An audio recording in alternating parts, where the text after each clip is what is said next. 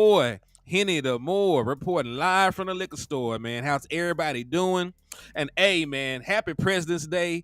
My president is still black. My Lambo is still blue. Uh, but yeah, man, it's Cowboys Uncut, the best I ain't Cowboys know. podcast in the world. It's your boy Henny. It's the brother Westerman in the middle. It's the most shadiest, untrustworthy person in the world on the right. Wow. Landlord from Wow. Alabama, That's Mr. defamation of Nefarious. character, sir. Sir, Okay, your continue. handle is the Nefarious one. It's Uh, a running joke. It's not the definition of the word, sir. you gonna end up like Young Thug. You're not Everything, hip. You're not hip enough. You're not ev- in the in crowd enough, sir. Okay. everything that you drop will be used against you in the court of law. They did it a thugger. They gonna Well, you get you. was a judge not too long ago, so you might So be with the FBI by now. you were going harder than me I wasn't there, in the sir. courtroom, sir. We got video evidence that was a lie. The people said that was a lie. Mm-mm. Yeah. No. But yeah, man, it's officially the off season. You know, everybody is at home fishing or they on vacation. So we could talk about whatever we want to talk about. There is news circulating around the world. You know, uh, your boy Jimmy Johnson talking about he back in the fold. Boy Scott talking crazy about Michael Parsons. They got news about the new salary cap.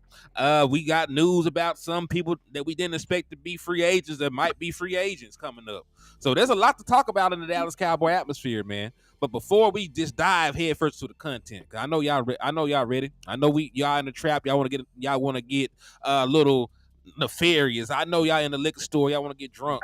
I know y'all over there on the west coast with Westerman, and y'all want to smoke that Cali herb that you deserve. But before we do all that, we got some bills to pay, man. So y'all know that the only thing we need y'all to do is to hit that like button, help us manipulate this algorithm, hit the share button so that more eyeballs get on the content, slap the dog shit out of an Eagles fan, man. So you get a discount in the liquor store, the trap, and on the West Coast. We're gonna work He didn't something really out. cuss, Tibbs. Absolutely. He didn't really cuss. It just sounded like he did. He didn't really say. He said the spit. Yeah, Yeah. I gotta tell my kids when we go live now. I'm sorry. He didn't and really say that. and then after that, after you do all that, if you want to still support monetarily and help pay liquor store tab, you can hit the Cash App or the Super Chat. Everybody Cash Apps is at the bottom of the screen. Everybody is monetized on YouTube. But now all that is out the way, man. Where do y'all want to start in all this, man? Because there's a bunch of stuff floating around. The Jimmy Johnson stuff is pretty interesting, with them, hashing out their problems they had with each other, allegedly. Now they saying that he's back in the fold. So I really want to know, is it really true? Like, is it what we want, what it sound like it is, or is it just, word salad? Cause like if he asks him one question and Jimmy give him some advice, now he's an advisor. Yep. Technically. You know what I'm saying? But is he just going to him like, hey Jimmy, what you think about this? Or hey Jimmy, what's your input on this? Or is he a real consultant or a real advisor? I want to know that because they could just say anything. So Which is very true, and Wes had the same sentiment when I called Cuz and chopped it up with him too. I think we all are on the suspicious train because you can say anything. Like nigga, if I call, I'm sorry, y'all. It's He been a gonna say long he's day. sorry after he said. Hey, listen, I didn't have there anything. goes the neighborhood. I didn't folks. have anything to apologize for at first, so I ain't even had to come out there like that. There goes the neighborhood. But Messing with him. in And I'm gonna regard, tell y'all this right now for all y'all folks that be saying I be talking over folks and not letting folks talk. I'm eating my this what bag of chips. happened. He said this is what happens when you let Listen, you got left. Up, one dropped. even you got even less now. I'm just letting y'all know. I'm just saying. I'm just waiting. You know what I'm saying? Because they be saying I be talking over folks and not letting people talk. So Hey, I'm just my gonna bag say, of chips. Hey, so when I do it later on the show, be like, hey man, I ate a whole bag of chips. Let these dudes say whatever they want to talk about for a whole bag of chips. And guess what? That bag of chips is gone now. indeed, man, indeed.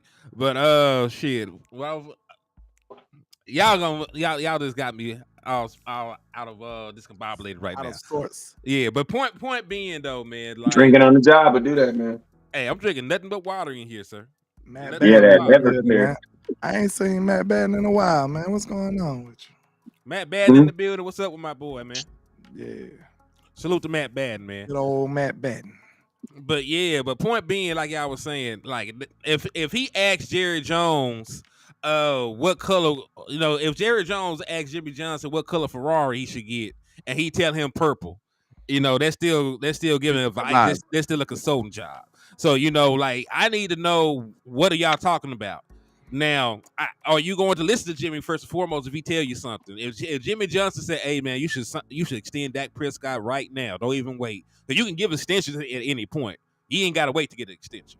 So if he said, "Hey, I need you to extend Dak Prescott immediately," if he go out and do that, something like that, that's different. If they just having a little small talk about football and operations and things like that, you can save that. It really doesn't matter what Jimmy Johnson tell Jerry Jones if Jerry Jones is not going to listen, or if Jerry Jones is not in position to use that knowledge he gets. So it's really a moot point. True. What are my thoughts? My thoughts are Jimmy Johnson's a great coach, but Jimmy Johnson didn't win no Super Bowl without no good players in Dallas. So, So I think this is it right here. You want to read it, Wes? Can you see it? Yeah, I see it right now. This is what I honestly think it meant. I think he just meant after the Green Bay game, they cool now. That's all it is. And guess what? When you cool with your friends and your friend is a business, y'all find ways to do business with each other, because that's what friends do. Like all my friends, my goal, since I have a business, is to find ways to do business with my friends. You know what I'm saying? That's the whole business. That's the whole point. So I think the only thing that he meant by saying that he's back in the fold with the Cowboys, he just basically meant that if he was walking down the street and some random person said, "Do you like the Cowboys?" instead of him saying "F the Cowboys," he said, "Yeah, I get down with the Cowboys." That's it, man. But Cowboys, we so thirsty, bro. Like we so thirsty for something to just feel like, oh my God, this is the year, bro. That's not gonna take it. I told y'all. The Jimmy Johnson curse. We're winning it this year. What did I come on here? I broke all y'all hearts when I came on here and told you I ain't give a damn about no curse or no feeling. We ain't got no damn middle linebacker, no runner. They could put him in the Hall of Fame 3 times. Bro, you still ain't getting nowhere. But Cowboy fans, we still want to try to act like, hey, you can take it down. I didn't understand. Cowboy fans want to act like it really takes more than just having good players playing good defense and good offense to win the Super Bowl. No, bro, that's all it takes. All this lucky stuff, all this, no, bro, stop, no. Jimmy Johnson is a couple years younger than Jerry Jones right now, and he has been talking football for the last 20 years. I'm sorry, Jimmy Johnson, but I do not believe Jimmy Johnson's input is going to help the Cowboys win or lose any games in 2024. All I think it means now is that Jimmy Johnson's him and Jerry are cool. That's all it really means, is they just cool now. You know what I mean? It don't mean pull it back up. So real quick, I just wanted to point this out, and I'm gonna let y'all cook. Pull it up real quick one more time. I got you. The way they worded it says a lot. I'm gonna show you this. Look at the bottom, meaning Jerry asked, period. Jimmy advised, period. And a new board member was added. Like, do that even sound official at all? Like, it's just like he asked 1 or 2 questions, and hey, now technically he's an advisor. So, they just probably wanted a story or something. I don't know. I mean, if you're listening to me in 2024, bro, think about how they separated it with the periods. That's all. Hey, landlord, what industry are you in? Right? What industry do you work in? What you mean at work? Yeah, like what type of, like, it's industrial, right? Industrial, like industrial, like what type? Like, you don't have to say exactly what you do, but industrial. What type of thing? We make pipes. Okay, how long you been there? Like 7 years. 7 years. Hey, bro, I am actually opening up my own business, right? I have a desire to make pipes. It's always been this dream. But I'm gonna be honest with you, landlord, I ain't never actually made a business doing that. Hey, how much you think you would charge me if I just hired you to kind of just like, I'm gonna still do everything, but there's gonna be times where I need you to be like, no, bro, don't get those pipes. Why? Because you've been doing it 7 years. You know what I'm saying? But you still my boy. If you ask me one question, now I'm your advisor. Yeah, and then think about this. Rich people, you know what rich people do? They send you a bill for it. And then I pay my friend for doing Nothing. Then guess what? You probably get a tax cut from it. Boom. Hey, you just took my back in. Yeah, And I'm going to tell you, that's how the rich stay rich. Yep. And And I'm gonna be honest with you, I ain't gonna get into it, but that's why I be saying Donald Trump ain't a racist, man. He just deal with rich people. If you got money, he rocking with you. If you ain't got no money, he ain't rocking with you. That's just what it is. You know what I'm saying? That's how Jerry Jones is, bro. If you got money, Jerry rocking with you. If you ain't got no money, bro, you could be the most powered all day. He don't give a damn about that. Yeah, like from the Fish Report, Jerry Jones already talked to a bunch of people. He be chopping up with Emmitt Smith. He be chopping up with Michael Irvin. There's a bunch of people he talked to, former coaches. He used to chop it up with John Madden when he was still alive, right? That was one of the names that was listed. Al Davis too. Him and Al Davis were real good friends. Yeah, they were close at one point. So and it's another thing, man. The only way that any of this advising is going to work is if Jimmy Johnson tells him to go get somebody and he does it. Like otherwise, that advisor stuff doesn't really mean anything unless you're just a guy who's getting paid to agree with Jerry Jones. Yeah, and that's called a yes man. And it's not even an official position. You know what I'm saying? It's not even an official position. It's just his homeboy. You know what I'm saying? It's not listed as a hire or anything. So it's not even an official position within the NFL that he took with the team. You got team consultants and shit like that. So that's more so on what we talking about. This is a homeboy relationship, and they just hyped it up. And because I'm opening up a business that's going to be selling pipes. I know landlord's is working at his job for the last 7 years. So you know what that means? That means he has more experience than me. Mm-hmm. He's going to come in and be my consultant.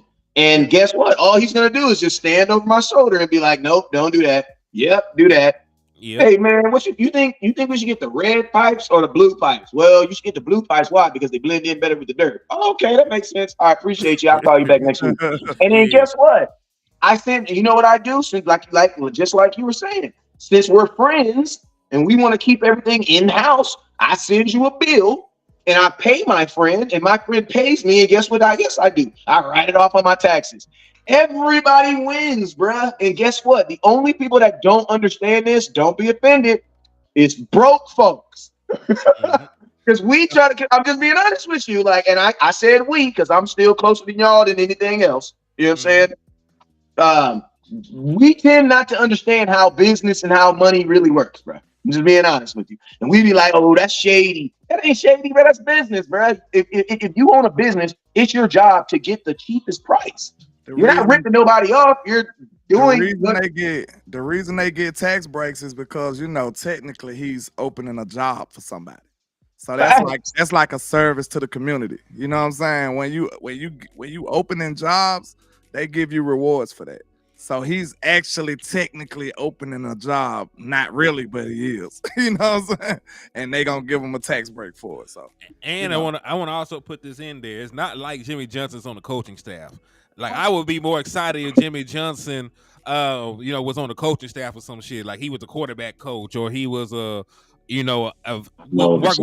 with Mike McCarthy or something. Like that would have me more excited than him being a consultant to Jerry Jones. Jerry Jones talked to everybody anyway. What title he needed? What's that?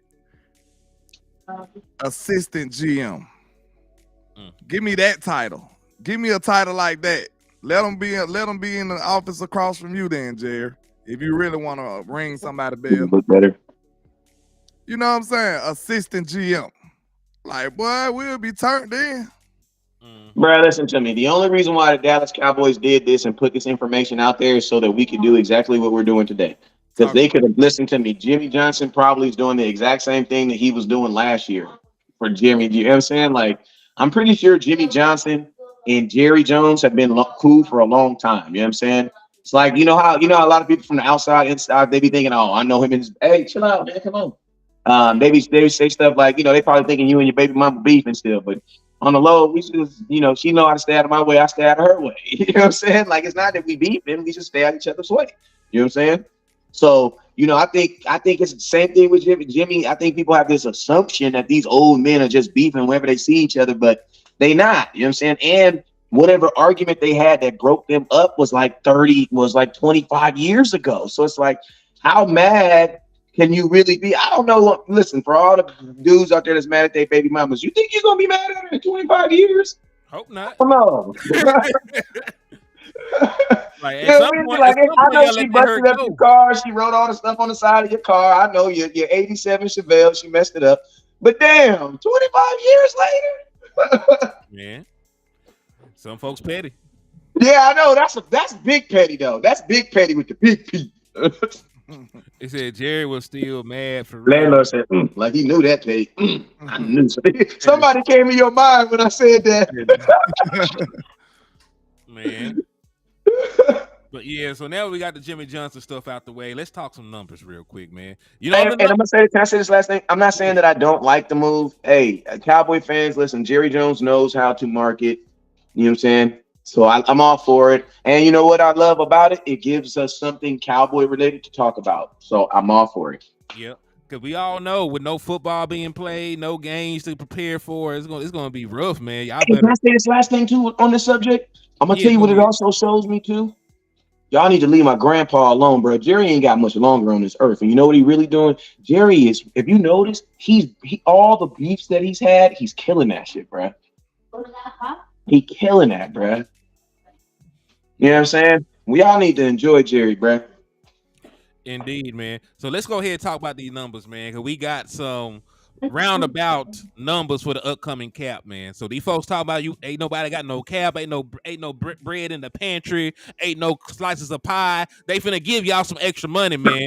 You know, y'all finna get another stimulus check, NFL. God, dog. Oh, yeah, that tax the tax bracket. Shout out, man. Let's go. Shout out. But hey, man, pro football talk. So the 2024 salary cap is coming. Some are expecting it to be in the range of 242 million to 243 million per team. At least one source said in response to that, more. They ain't say, they said more. Another source said it's close to $250 million. You know, what is it right now currently? 223. 223. It's gonna get a $20 million bump. Yep. Anywhere between a $20 and a $30 million bump. So you know what that means? That means the NFL 2 years ago made a whole lot of money. See, the NFL be lying to y'all, trying to make it seem like they ain't making money. The NFL making a whole lot of money, bro. Money ain't even came in yet, have it? And I'm gonna tell you when else they made a whole lot of money. They made a whole lot of money during COVID. I don't know what they was doing because them stadiums was not full. They made a whole lot of money during COVID, man. But it probably was. I about to say the views probably went up. Can nobody go to the game, so they watching it on TV. Yep. And then guess what? And then landlord, guess what? And then think about this. Now, listen, y'all know I'm a conspiracy theorist, right? I ain't got no weed. I ain't even listening to weed right here. I ain't even opening, so don't even blame it on the weed. This is real life, right? Imagine this, right? Because landlord, you said it. I didn't say this, right? The same year the NFL was negotiating the deal for the new hold on. The same year, that was around the same time they were negotiating the deal for TV to get more money. Well, when you go to TV and you tell them you need more money, what are you taking them? The views. True. And why did the views go up? Everybody was in the crib. Because nobody could watch the games. It was on lockdown out there, man. So listen to me. I'm just saying, bro. I know COVID was bad, but I'm just saying it's just crazy how some of these people figured out ways to make billions off of it, bro. And they mad at me. I ain't do no PHP, but I got a homie that did one. They mad at the homie because he did a PAP. That's messed up, man. For $17,000, that's messed up, dog. Get that man his stuff back.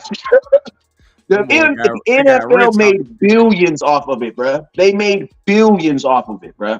They made billions. You want to know why? Because they used them fake views. Why? Because people were exactly like he said, were not in the stands. They had to watch TV. And guess what? Did you also notice what also happened? Because of those views, the NFL is now on what? YouTube. Bro, you cannot watch the NFL for free anywhere. Them PPPs made everybody a hater. You had to sit back like, is they gonna go to jail? They ain't going to jail. This shit. You up there trying to see. Let me see if they go to jail first. Before. I hope they go to jail. Ain't nobody went to jail yet. You up there like, you need to tell me ain't nobody went to jail and I sat up here and didn't get no money. I done missed that lick. That and the Bitcoin, bro. Hey, that and Bitcoin, bro. I miss both of them, bro. I miss both of them. That and Bitcoin, I miss both of them licks, bro. I miss both of them, bro. And what's crazy, you had a YouTube channel. You could apply for a PPP and did it legally. You could have legally got PPP, boy. Mhm. I didn't have one at the time. Yeah, and I would have told them y'all was my 2 employees. I'd have got Man, less hold than on 3. now. You had to pay him. God damn. And you put me down whenever we do shows. Look, you know what I'm saying? See, we done messed up now. We done said it on here. You done told him the cheat code. But think about that though. The NFL technically stadiums were shut down, so that means people had to do watch. They had to watch games. Before 2020, the NFL was not. You could not watch a live NFL game on YouTube unless it was illegal. Mm-hmm. Now, guess what? Listen, you can watch the NFL. It's easier for me to find an NFL game on my phone than it is on the TV, bruh. Like when I look for, literally, I gotta Google what channel is CBS. Where am I at? In Fontana. It'll be 372. It's some crazy ass number. You know what I'm saying? Like, okay, you know what I'm saying? And then now, by the time you pick up the phone looking for the channel, you could have just watched the game on your phone. Bruh, on my phone, the NFL Network's going to send me a damn alert. What is you talking about? It's going to send me an alert. It's going to say, do you want to watch this game live? And I'm going to just hit yes. Immediately. Expedition. Immediately, bruh. Man, but you ain't lying. But this is the thing, though. Like, they got the bag now. So I don't need nobody talking about pie. Stephen Jones is out there. We can Google $20 million this is a stuff, big man. ass jump, bro. That's a big ass jump. Yeah, That's a lot of money, bro. Like $20 million is huge. Because you got to think about it. That's a lot, bro. That's all. Thank you. And you got to think about how many players are actually making $20 million in a season. There's not that many. On one team. On a team. There's not many players not that many. make $20 million. Think about this. Not only is it a $30 million bump, but you ain't even got to use that pure 30. You can still stretch it out.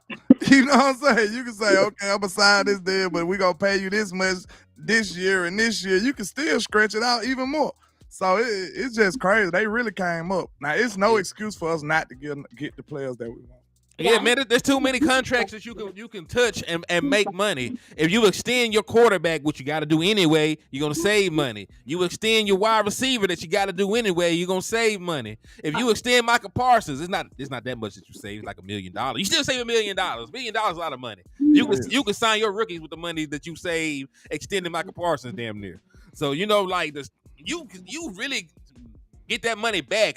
All you gotta do is worry about it down the line, 4-5 years from now. We don't care about that. Do you think we need to get into depth why we saying it save money, or do you think they understand that already? We done did like 3-4 shows on it, man. If they don't, okay. I mean, and say it like this, bro. I'm gonna tell you this right here. The contracts that we have on guys that we have to pay is like the best situation, bro, because they're like these are all guys who in the NFL have proven themselves. So it's like there's not one of those dudes that you could give a contract right now and everybody be like, damn, why did the Cowboys do that? Nobody, bruh. Like even in public opinion, even in the eyes of public opinion, these are guys, hell yeah, I paid Michael Parsons. Hell yeah, I paid such and such. Hell yeah, I paid such and such. They probably ain't gonna pay Micah yet. I got a feeling. Hell nah, bro. You listen to me. I'm gonna keep it real. I know, wait.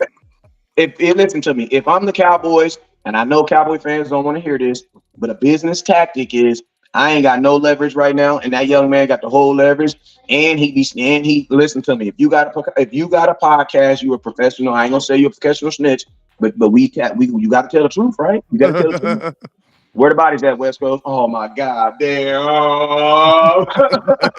You know what I'm saying? Don't put me in that predicament when the camera come on. And the Cowboys know that. So you're like the Dallas, like Micah has been flexing a lot. I'm curious what the Cowboys do to flex back. You know what I'm saying? Like it's maybe your kids be trying to do what they want to do, and then every now and then you got to just come in and whip everybody's ass. You know what I'm talking about? You had to turn around. You know what I'm talking about? Just whip everybody's butt. I'm curious to know what the Cowboys flex back is gonna be. You know what I'm saying? Ain't nobody getting a franchise tag this year. Nobody on the Dallas Cowboys will get the franchise. And it's stupid. The only person you can it's think about. It's a bad business move regardless of what you do. Yeah, because if you think about it, the only person is Tyler Biadasz, and that's stupid. Look at the franchise tag for offensive lineman, man. It's ridiculous. It's like $19 million. Yeah, he's not worth that. His whole contract would be $19 million. His whole contract should be $19 million. Hell, you mean? You either gonna sign him or he gone. As he should be. He gonna be a Miami Dolphin next year. What? I mean, they love our players. What about Dorrance Armstrong? He gone too.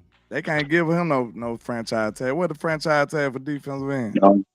Huge. I'm gonna keep it real because I know the dude. Dorrance need to go get a bag, bro. He need to go get a bag. Dorrance needs to go somewhere else where a team, a little ass city, where he can just be. And I've had this conversation with y'all on air. You know what I'm saying? Mm-hmm.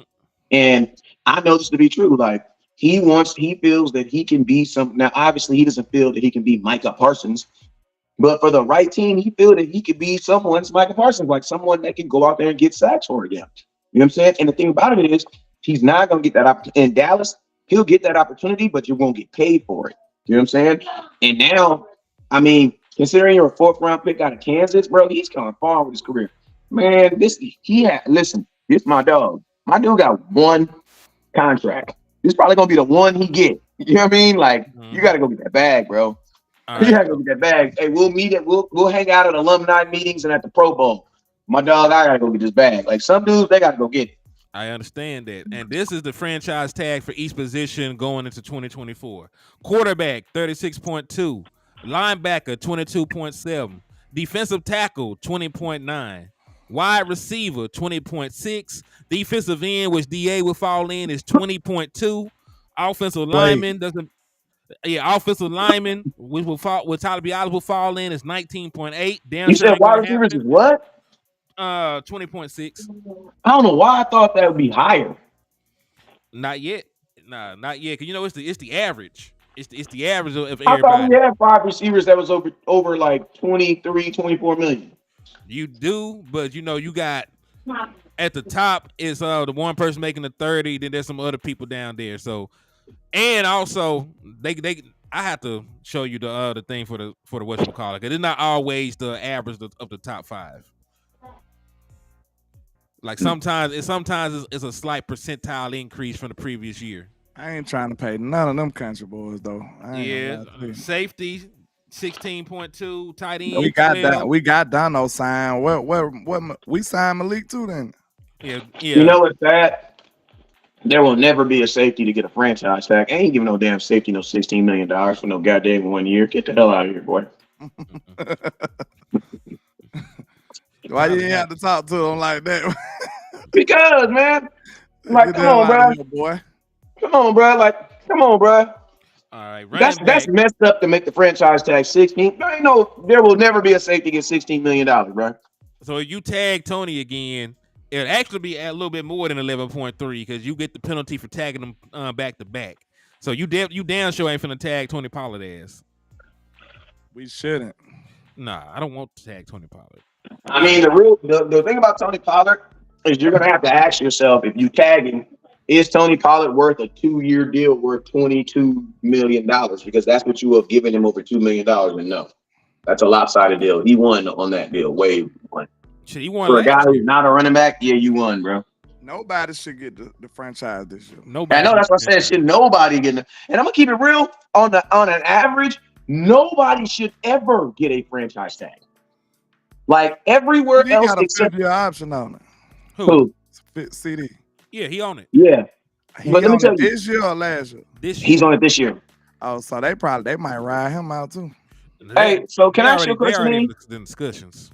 So you can't franchise tag CeeDee Lamb then, because he has a year on his contract. Yeah, you can't franchise tag him this year. You can franchise tag CeeDee Lamb in 2025. You can't franchise tag anybody with years left on their deal. So okay, yeah, he's safe then. Because I was about to say he might be the only candidate I could see them trying to try that with. You got to be a pending free agent. So Micah Parsons can't be franchise tag.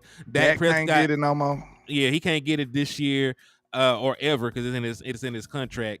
CeeDee Lamb, DaRon Bland can't be franchise tag. So all the people that got years left on their deal are not franchise tag candidates. Yeah. Hey, can we do some rapid fire questions? Y'all got some topics that we have to talk about? Of course. You know, I came with graphics, nigga. You know, I'm prepared. Okay. So I had a thought that just popped in my head right now. It was about get it off before we pull this up. You know, we old. Oh, I know, because we talking about CeeDee Lamb.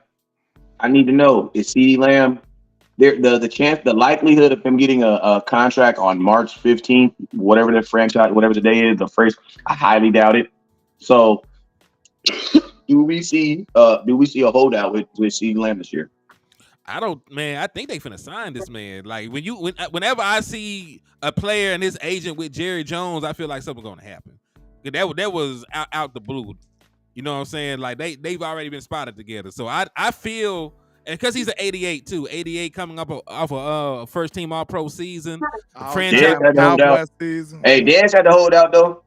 Hey, everybody eventually has to hold out. I'm just trying to see if they done got to that level of maturity to understand the sooner you pay somebody, the sooner it's. Dude, the Cowboys. We gotta listen, man. It's 2024. Maybe they had a New Year's resolution, man. I'm just gonna pray about it.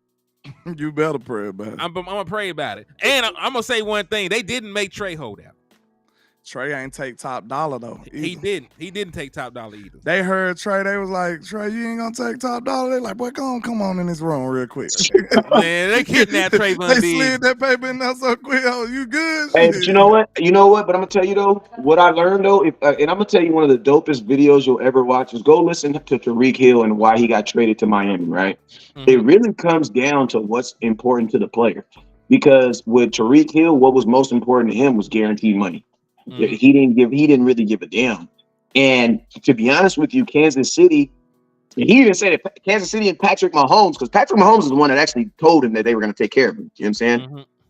So if you don't believe that players have a voice in this mind, they do. You know what I'm saying? Because the way Tyreek Hill was talking, he was basically, when he was talking about the organization, he was talking to Patrick Mahomes, who's what? The quarterback. Mm-hmm. That's freaking crazy. And this is about his contract. Tyreek Hill said, I told Pat, man, listen to him, man. Tell him, I ain't got to be the high. What do you say? I don't got to be the highest paid, but just take care of me. Just take care of me, right? And what ended up happening with Tyreek Hill was Miami Dolphins, the contract with Kansas City was actually bigger, but the contract with the Miami Dolphins had $70 million in guaranteed. And he was like, him and his agent was like, bro, there's no way in hell we're turning that down. Mm-hmm. So they made sure to go ahead with the trade. Yeah, and where Kansas City was only giving him 50. So it really comes down to what's most important to the player. Like some of these players that are already played, like if you're a first round pick like Micah Parsons, like, you know, the expectations is you want to be in that highest paid player. But I'm going to tell you guys something. Just because, like, you got to be careful too, because think about this. Like, say if all Dak wanted to be was the highest paid player, I mean, at quarterback, well, guess what? You did that for Dak was only the highest paid quarterback in the NFL for like 6 months. You know what I'm saying? It wasn't even a full season. You know what I'm saying? Because that's how quickly these contracts, because let's think about this. CeeDee Lamb, you still ain't seen Jamar Chase get paid. And I love CeeDee Lamb, but I have a feeling Jamar Chase going to get more money, man. I just feel like Minnesota a way easier team to get money than from. And listen to me. I mean the Bengals. Yeah, not Jamar. I was Jamar Chase, and I was actually thinking about both of them, Jamar Chase and Jefferson. You know what I'm saying? Neither one of these dudes have gotten paid, and I think that Jefferson and Chase play for organizations that are going to be way easier to get a bag from than the Dallas Cowboys. I think it went now, but technically, anyway, because like you look at how that contract was, like we know he was the highest paid, but at the same time, didn't get us that cap hit immediately. And they never told the fans that too. Yeah, the very year later, guess what happened? He wasn't even top 10 no more. Like he didn't survive. Like that contract looked like a steal after a while. Like quickly, yeah. And guess what, Land? And guess what? The fans, they were mad at the contract initially. Then when the contract ended up being a helpmate to us because it was so cheap, I ain't gonna say I'm exaggerating, but if I'm not mistaken, like Dak just started making over $40 million, over the last 2 years. No, so Dak still hasn't made over $40 million in a season. I say every time people ask me about it. Dak Prescott is a $40 million a year quarterback that has never cost the Dallas Cowboys $40 million. This year coming up, if they don't get an extension done, will be the 1 year that Dak Prescott cost the Dallas Cowboys $40 million, and that's really partially because they kept touched his damn contract. They touched his contract twice and moved the money back further. So it still probably wouldn't have been this bad. It wouldn't have been $59 million if we had not restructured Dak Prescott's contract twice. Real quick though, so shout out to Cerebral Assassin for the $5 super on one of y'all in. He said, "Man, I apologize for not sharing y'all with my Facebook family and friends, y'all. It's levels to this shit. I don't want to have to fight none of them in a minute, man. Go ahead and get your knuckles ready, man. Yeah, go ahead. We ready to box out here, man. We got you, man. If they try, you know, we gonna have your back, man. And you gotta hurt them a little bit. We got bun money on deck, man. It's like that. And it's like that. But well, yeah. he is a cerebral assassin, so hey, we ain't gonna tell what happened. Man, he a couple step ahead already, man. We ain't said nothing. We ain't seen that. He out here playing chess with the murder game, man. You know what I'm saying? They gonna be sleeping with the fishes messing with him. We ain't seen nothing. All right. But yeah, man. But the cap, people don't understand that average per year is not the same as cap hit, and that's the issue. You know what I'm saying? Like people, he make $160 million. You divide that by 4, that's $40 million a year. That's not how contracts work.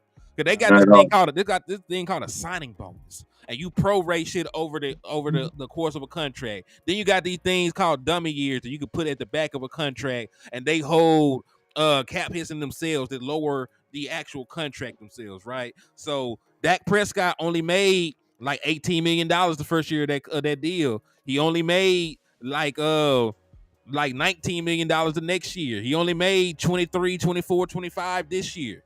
You know what I'm saying? And every year he paid better than what he was getting paid. So slap yourself before you even try to talk. There's not a year that Dak played like a $20 million quarterback, even in his worst season. Even in his worst season, he ain't never played like no $20 million quarterback. The Cowboys have always gotten better play. They have always gotten more from Dak than they have ever paid for. And think about this: the best year. And just think about this: when you think about Dak, remember the time when y'all liked him, y'all loved him, y'all was wearing his jersey with pride. He was only making like $1 million a year. Yeah, really less than that. His rookie contract was $2 million, so technically he was making like $500K a year. But I'm just saying, the Dak that you fell in love with was only making $500,000 a year. So. And they still took his weapons. And I'm about to say, and you add to that, we still didn't go aggressively acquire nobody. Why we had a cheap labor from a quarterback? Yikes. I love Amari Cooper, but man, you traded for Amari Cooper. That was about as good as it got. And people said that you gave too much for Amari Cooper when we traded. I brought that up the other day. We can't even act like that was a big swing because everybody said we overpaid for that. Everybody was saying we overpaid. Yep. Even though it turned out to be wrong, because we really got a steal out of Amari for that first. But you know, when that deal first happened, it wasn't even a big risk like that. They was like they act like we got played. You know what I'm saying? So remember, DA said $600,000 per season on his rookie deal. That's crazy. And the boy had the #1 selling jersey in all of football. That's crazy. Man, they came up off his. They came up, bruh. They came up. The NFL came up on Dak. To be honest with you, the NFL came up on Dak. And people forget, Amari Cooper was in the middle of a bad year and a half stretch. The man only had 280 yards on the season we traded for him. He only had like 80. Yeah, he only had like a 600 yards the year before. Like they weren't looking at Amari Cooper like that. He had lost his role as the '1 target in that offense to a damn tight end. And to be honest with you, if you really think about it, he only at that time had he had 22 games left on his contract. Mm-hmm. So to be like, I'm gonna keep it real. The Amari Cooper trade was a bad trade. It was a bad trade. It was. We just made it. He just made it good by his play. I was about to say, because I ain't gonna lie. When you say it out your mouth, it was a bad trade, bro. I wish I had a podcast back then, because I would have told y'all. You know, that was my boy. That was not a good trade. I'd have been like, bro, Amari finna come over here and ball. Like, Amari was the receiver outside of Julio at Bama. It was Amari, bro. He was a route running fool over there. He was dominant in Bama. So when we traded for him, I would have been on here like, hey, y'all, we good. I was lit when we got Amari. No lie. Speaking of wide receivers, because Wes, you know, you had pushed back and said instead of drafting a wide receiver, we should get a free agent. Well, if this dude becomes a free agent like they're expecting, I'll do it. This is the guy. Mike Evans, and I know that you liked him too, landlord, and you were speaking about him. It actually looked like that marriage might be over. So according to Jordan Schultz, the Buccaneers had a soft deadline today to get an extension done with Pro Bowl wide receiver Mike Evans, but both sides remain far apart, sources say. Tampa Bay is set to take a $7.4 million in 2024 dead money by not getting a deal done today. So looks like he might be a free agent. Talks will continue, but my understanding is Evans is trending towards becoming a free agent, barring an unexpected change in discussions. Yes, I would bring Mike Evans in on a contract because he has never not had 1,000 yards, and he is a big ass target. Let's Like see the what they projecting him to get paid. man. I don't know because this is his second contract. I got you. I'm finna pull it up. So the thing would be: is he going to want to break the bank, or is he going to want, adequate money? Us. We gotta look at the money, bro. No, I know. I'm just saying. I'm trying to see because this is not his first contract. They said projected. This per PFF, it said 3 years, 23 million average, 52.5 million guaranteed, 69 million total. That's a projected contract, and that sounds too rich for us. Yes, that does sound too rich. So it probably would be better to get a rookie wide receiver then. Bro, it ain't no probably. If you look, I mean, messing with the Joneses. Yeah, that's what I'm about to say. That's the cheapest route possible. Like, and I'm trying to be nice. Like, that's the cheapest route possible. Like, bro, if you want, this the best way to get top-notch production and play from a cheap player for 5 years. 4 to 5 years. They might take one in the second. And I'll still be 4 to 5 years. You know what I mean? I'm just saying. Yeah, as long as they take one in one of the first 2 rounds. It could be the second round. If there's a life-changing offensive lineman in the first round, okay, I can live with it. But if Leggett or Keon Coleman fall to the second round, if Troy Franklin falls to the second round, and he's there for the Dallas Cowboys, you got to make that move. Man, I ain't gonna lie, bro. The cheapest thing that the Cowboys could do at 24, you wouldn't drop him. That's hard. Who am I? That's hard because look, I'm say this. He ain't gonna be there by the second round when you pick. You know what I'm saying? He wouldn't be there in the second when we pick. It depends on who left. Yeah. I wouldn't be mad if I want to see the Cowboys aggressively go pursue somebody. Quit acting sedated in the club like you ain't interested in nobody. We need to be moving with a sense of urgency. We have a close team. We need to act like it. Quit acting like you don't want to talk to nobody. Why can't we go spot an offensive lineman or a receiver, whoever we want, in the first round? Instead of sitting there waiting till 24, go pursue somebody. Let's see how urgent y'all is. Because we don't have to sit up here and sit and wait till 24 every year. Like, why we do that? Like, we act like we're a team that's trying to rebuild. You know what I'm saying? Like, go and pursue a player that you love. Show us some urgency. Mm-hmm. I can dig it. We gotta wait, bro. We've been at 24 for 3 years. The last 3 years, that is you just sitting here waiting the whole time. That's really crazy when you think about it, man. Man, all I'm saying is this, man. And like you are right. Like if you know for a fact, if your scouts identify JPJ, the boy for Oregon, as being a generational center that can come in, have the Travis Frederick effect for your team. Don't sit on your hands. You can go and get the man. You already done traded. And listen, there's not even a year you can depend on the draft. You done traded away so many of your damn picks. You ain't got a 4th round pick. You traded away 2 of your 5th round picks. So after you pick in the 3rd, you ain't gonna pick again until late in the 5th round.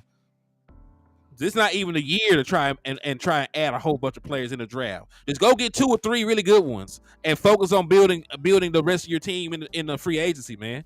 Like, ain't no linebacker. There's not even a good linebacker class. There's not a good running back class. We've been going quantity over quality for the longest in the draft. Yeah, like we have. We've been, bro. You remember that draft? We drafted 11 players one year. One year we drafted 11 players. Y'all remember that? I think and the crazy thing about it, I think damn near every one of them made the team somehow. That's quantity over quality. Listen to me. I'm gonna keep it real with y'all. The cheapest thing and the most effective thing that the Cowboys could really do, honestly, is hope that Plan A works. And Plan A is figure out. I don't believe anything was wrong with Brandon Cooks. You know what I'm saying? So I'm not as in dire need of as a wide receiver as you guys. Especially if I'm going to go older receiver with 1,000 yards. Basically, you just described Brandon Cooks to me. You know what I'm saying? When you were talking about Mike Evans. I think he's a bigger receiver, so I think that benefits. But at the same time, if you go look at Brandon Cooks, every touchdown except for maybe 2 of them, he was contested and or falling over somebody. His size has never stopped him from doing anything. So I think right now, I would think that Brandon Cooks and Dak Prescott year 2 would still be better than Brandon Cooks and Dak Prescott year 1. And I also think it would be better than Rick. And I'm gonna tell you this right here. I love the rookies and stuff. I mean, I love the idea of a rookie, but the thing that sucks about the Dallas Cowboys and Dak Prescott, no, the really things that sucks about Dak Prescott is he's such an honest dude that if some 7th round or some undrafted free agent come in here, he's playing just as good as that rookie's not gonna get no opportunity. You know what I'm saying? I think there's too many adults on the offense for us to insert a kid over there right now, especially in a position where you're gonna be giving him the ball. I just don't believe if you put a rookie over there behind CeeDee Lamb, he's not getting the football. You ain't seen all these other rookies though, man. I seen all these other not really get the football. You know what I'm saying? Jalen Turner. No, I ain't talking about in Dallas. I'm talking about throughout the league, though. Yeah, but listen to me. But I can't. But you got to remember, like I can't look at how these other dudes. I can't look at how I believe all that's going to happen, and I believe that, and I think, and I see what these young guys are doing, but I just don't see it happening in Dallas. I just don't see it happening in Dallas. Okay, let me give you an idea then. Walk with me. Okay, we know how the Joneses is, Wes. Come on now, we know the Joneses. They will force themselves to be right. Okay, we know that. But they weren't. But they're not gonna. Hold on. If they draft a wide receiver high, they will force him on us, and it'll just not necessarily though, because we traded for CeeDee Lamb. I mean, we traded for Amari Cooper, and in the same year we traded. You know what I'm saying? So. I mean, I'm saying they will force him on us. When Amari Cooper came over here. Yeah, they made themselves right. So I'm saying it'll have to be a bad pick for it not to work at that point. Like if the Joneses draft a wide receiver in the first round, he's getting the ball, bro. I mean, they tried to force Schoonmaker on us. You see how that bullshit they tried to throw at him. But see, this is the thing. You can force damn bad that it didn't work out. But see, this is the thing though. At the receiver position, you can't force that on there. The only way you can force it is if you're going to force targets. Like, he still has to get open. And it's like this. If you draft a receiver, are you drafting him to be an X? Because if you draft him to be an X, that means he would literally be putting CeeDee Lamb on the bench. So the only positions that you can even bring a wide receiver hand in is at the opposite side. At what is the not the Y, at the Z. He can be a Z, or he can be a slot. Now, I'm going to tell you this. If you come in to be a slot, if you draft a kid at 24 to be a slot, I think that's a waste. I'm going to be honest with you. Hold on. Can I go first? Go ahead. Go, because I want to address some people in the chat, because I think they got my mentality all the way wrong. But go ahead. I was just going to say CeeDee Lamb plays 70% of his snaps in the slot anyway, so I was looking for an outside receiver. Yeah, but he's considered our X, though. I know what they say, but he's considered our X, though. I mean, he don't play there, so it doesn't matter what they consider. I understand, but on the playbook, he is considered. They consider moving him though. They consider moving him. They don't consider him as the slot. I mean, that's fine. I mean, that's fine. I'm just saying when he ends up in the slot like 70% of the time. I believe it, but I'm just saying. I'm just saying. Okay. Let me just speak my piece real He's quick. He's an X that plays more slot. That's what you're saying. I think, yeah. I mean, I think people a linebacker that don't play linebacker. I think people got it confused what we're talking about. Like, of course, we're not saying that we need offense over defense, but you got to realize the way this draft is constructed, nothing else makes sense. This is what we telling y'all. Like, it is no first round linebackers whatsoever. It is no first round. You shouldn't want to draft a first round defensive tackle at this point. Not again. You shouldn't. We just did that last year, so that's a no go for me. What else? It's no first round rated linebackers, or you don't want a defensive tackle in the first round. What else do you want on defense in the first round? Outside you see what I'm saying? You need to address those in free agency, y'all. That's the point. That's what I think y'all missing. This draft is not shaped up like that to be drafting defense like that, bro. In the first round, if you don't get an old lineman, you probably should. I'm gonna say this. In the first round, if you don't go pursue an offensive lineman, or if you sit and wait at 24, this draft is so loaded at wide receiver, more than likely BPA gonna be a wide receiver. I can guarantee you that. So it'll be like, are you gonna draft one or not? That's all I'm saying. So it's nothing we can do in this draft for defense, y'all. Bruh, if we draft, listen to me. Yes, you can. You know what you can do? You can trade the pick. You don't just draft. Listen, I'm talking because about guess free what? agency. Yeah, you can do No, that. no, I'm talking about. Listen to me. I would have no problem if the draft class is so deep, trade out of the first round and get someone else, get some more second round picks, get another second round pick, and get in the third. You don't just pick. I don't want a Taco Charleston dude.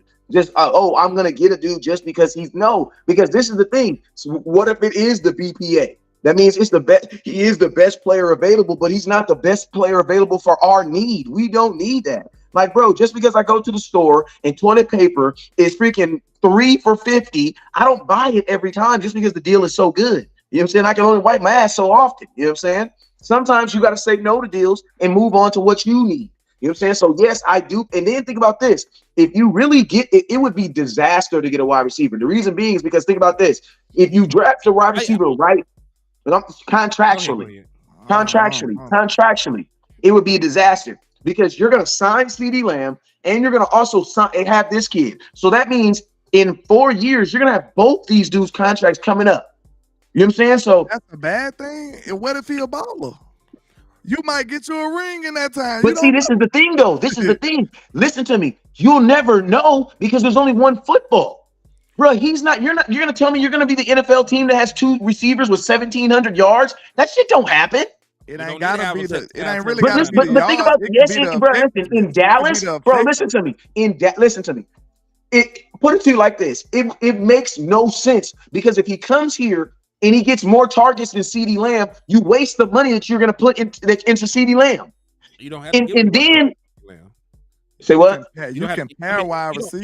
You don't have to give him more targets than CeeDee Lamb. The point being about bringing. Then I would never want to pay him like CeeDee Lamb. Hold on. I didn't say all that. You worry about shit down the line. I ain't worried about 2000 and what. But see that's not thinking like Jerry Jones did. But see, that's not thinking like Jerry Jones did. My point is, you're gonna have to get another wide receiver in 2025 any goddamn way. Yes, next year you would need one. Yeah. So then, guess what? Then I'll draft him next year. Then I don't have to draft him in the first round. No, listen. This is a wide receiver draft. Wait. Can I just say this? If this is a wide receiver draft, there's no reason for me to draft one in the first round. That makes no sense. Yeah, get the best one.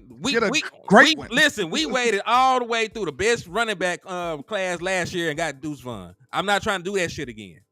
No, they got Deuce Vaughn because Deuce Vaughn's dad. No. They got Deuce Vaughn because Deuce Vaughn's daddy worked for the Dallas Cowboys. That had nothing to do. They were not looking for running back in that class. It don't matter why they did it. They did something stupid. Yes, but you can't use it to validate this argument, though. You can't. Wait, time out. It does matter, though. It does matter because you can't use that to validate this conversation because that doesn't validate this conversation because they only did that. No, Cowboys missed out. They still missed out. Yes, because they chose to miss out, though. We weren't looking for a running back. To miss out on this one. How you ain't looking for? Because we weren't looking. Listen to me. You want to know how I know? This is how I know.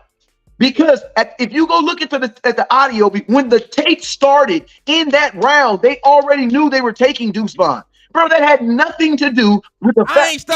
I ain't studying that. I'm talking about the fact that they let one of the most loaded running back classes get away from them. But guess what? That's the only point I'm trying to make. But this is what I'm saying. But you cannot say that was on them, though. They chose to do that, bro. Okay. And to stop, I'm gonna tell you the real reason why they did it. I'm just trying to ask you what they got to do in it. Because they had just paid Tony Pollard $10 million. Why would they draft for a 1 year deal? For a 1 year deal, we need a running back right now. Wait, time out. First off, let me say something. You are not about to sit up here and try to make it seem like I'm defending the Joneses. Because in common sense, hold up, stop it. Let me finish. In common sense, I was the dude that led the charge that said that Tony Pollard was not a running back. So let me finish. This is what I'm saying. You're saying they let the road. If you got to look at it from the Dallas Cowboys, they brought in Rondell Jones on a free agent contract. I'm thinking now I don't agree with none of this. But I'm telling you what they think. And as creators, we have to stop thinking what we think and think how the Joneses think. They had just given hold up. They listened to me. When they went to the draft, Tony Pollard was a top 5 highest paid running back in football. And they had $6 million is still invested into Ezekiel Elliott. They paid Tony Pollard. They freaking brought in Rondell Jones, and with the last pick, bro, that was the Cowboys, bro. They didn't do that because they were not looking for a running back.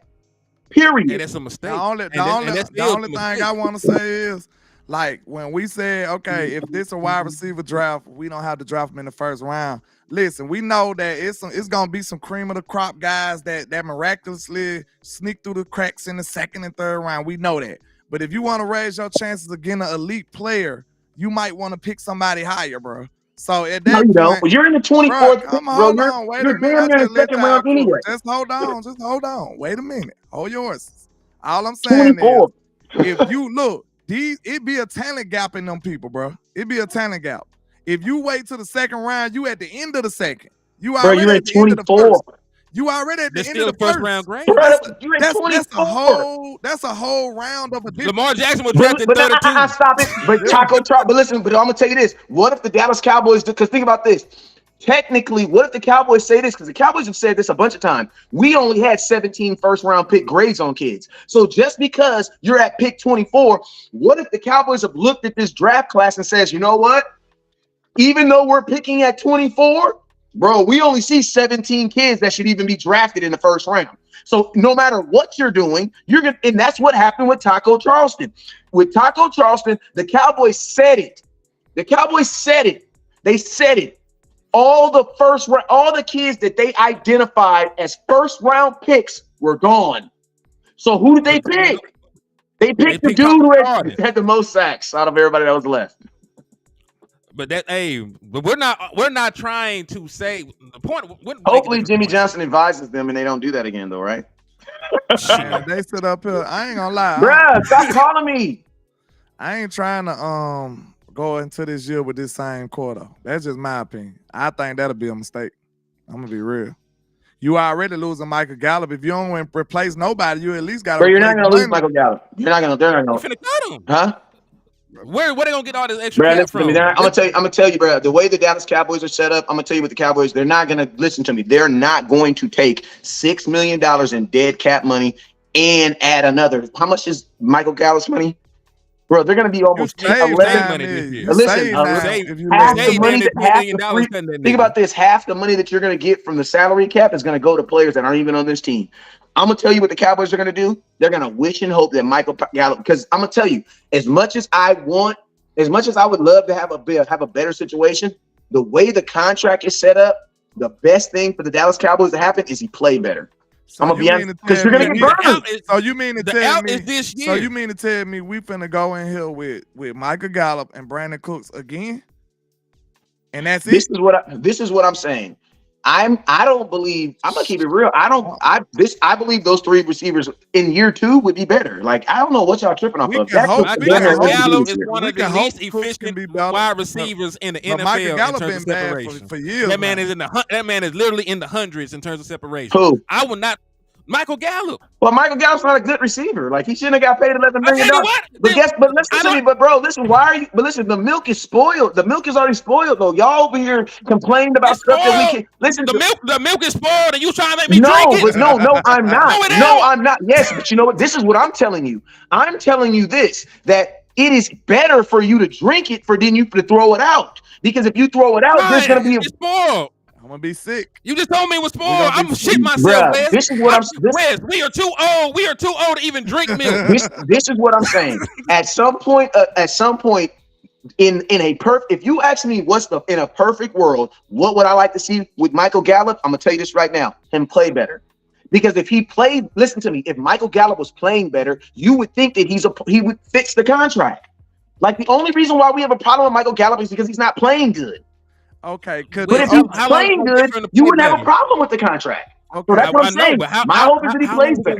Let me ask you, how long we gonna wait for him to play better? Bro, listen to me. I'm only doing the best with what I'm dealt right now. Stop acting like this is what I'm choosing to do. I'm making the best decision out of this shit sandwich that the Cowboys gave me. I was just about to say, if you take your hat off and you like ripped it apart with blood come out of the hat.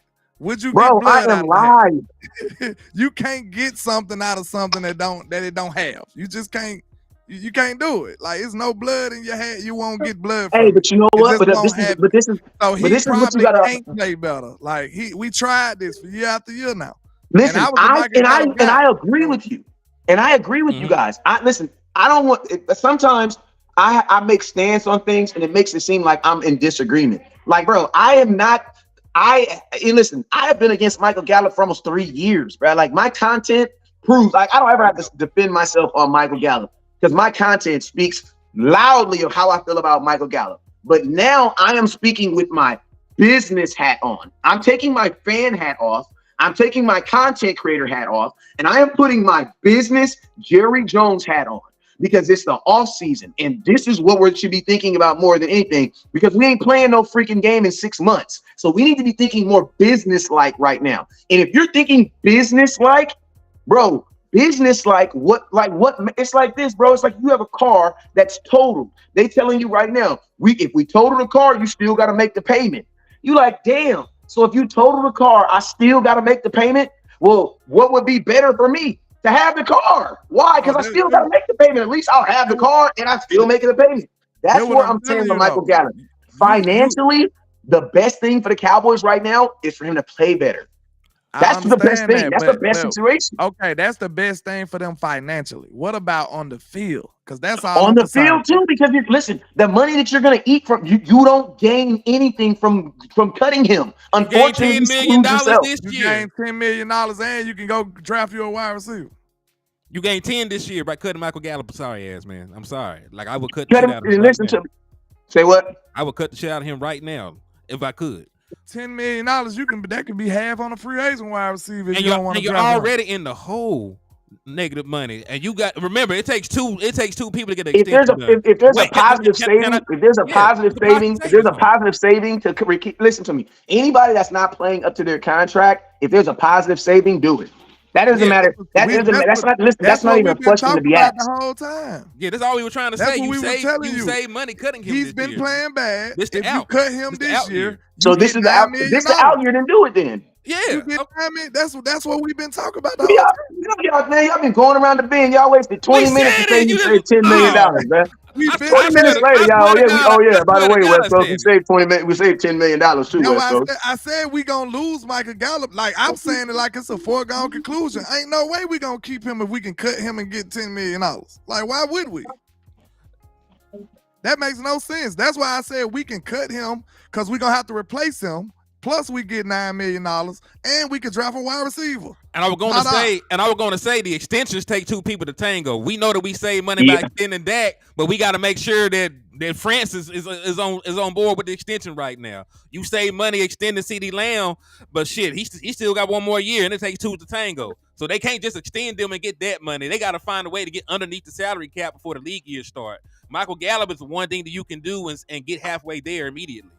And then all you would have to do. I was thinking next. I was thinking next year was the out year. No, it's this year. Because see, me, I'm gonna tell you this right now. I'm gonna tell you this right here. Me, I don't want to lose any money on a player that's already not playing up to standard. Okay, and that makes better sense. But no, because me, I'm like, bro, he's already not playing good. Now you want me to spend money for him not to be on my team? That doesn't make no sense to me. I'm basically getting double screwed. I would rather have him on my team and put my foot in his ass every day. You know what I'm saying? It's still screwing your well-being as a team too, though, because he's out there taking up space playing bad. It could be somebody playing good helping you win.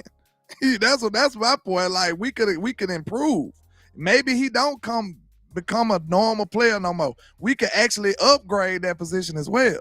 And if we fail trying to upgrade it, it'll probably even out as Michael Gallup. You know what I'm saying? The worst case scenario, the player we try to, you know what I'm saying? He will fall to Michael Gallup. Like the worst case scenario, we try to replace him, and he ended up playing just as bad as Michael Gallup. Hey, okay, we failed. You know what I'm saying? But at least you failed. I mean, I don't know. This is my thing about Michael Gallup. I don't necessarily think he played bad. I just think he's at his ceiling. And I think Cowboy fans, as always, made Michael Gallup into something that he never was. He was never a number 2 receiver. He was never a quad-on number 1 receiver. He was never that. Never. Steve, that wasn't even the fans. That was the Cowboys. That was Dak now. No, that was Cowboy fans. That was Cowboy fans. No. I remember them press conferences, Wes. They were like, we got 3 number 1 receivers. They said this. Yeah, they said that. And you know what, landlord? How often do people tell you that Santa Claus is alive? And guess what? You are a grown-ass man. That's your choice. Listen to me.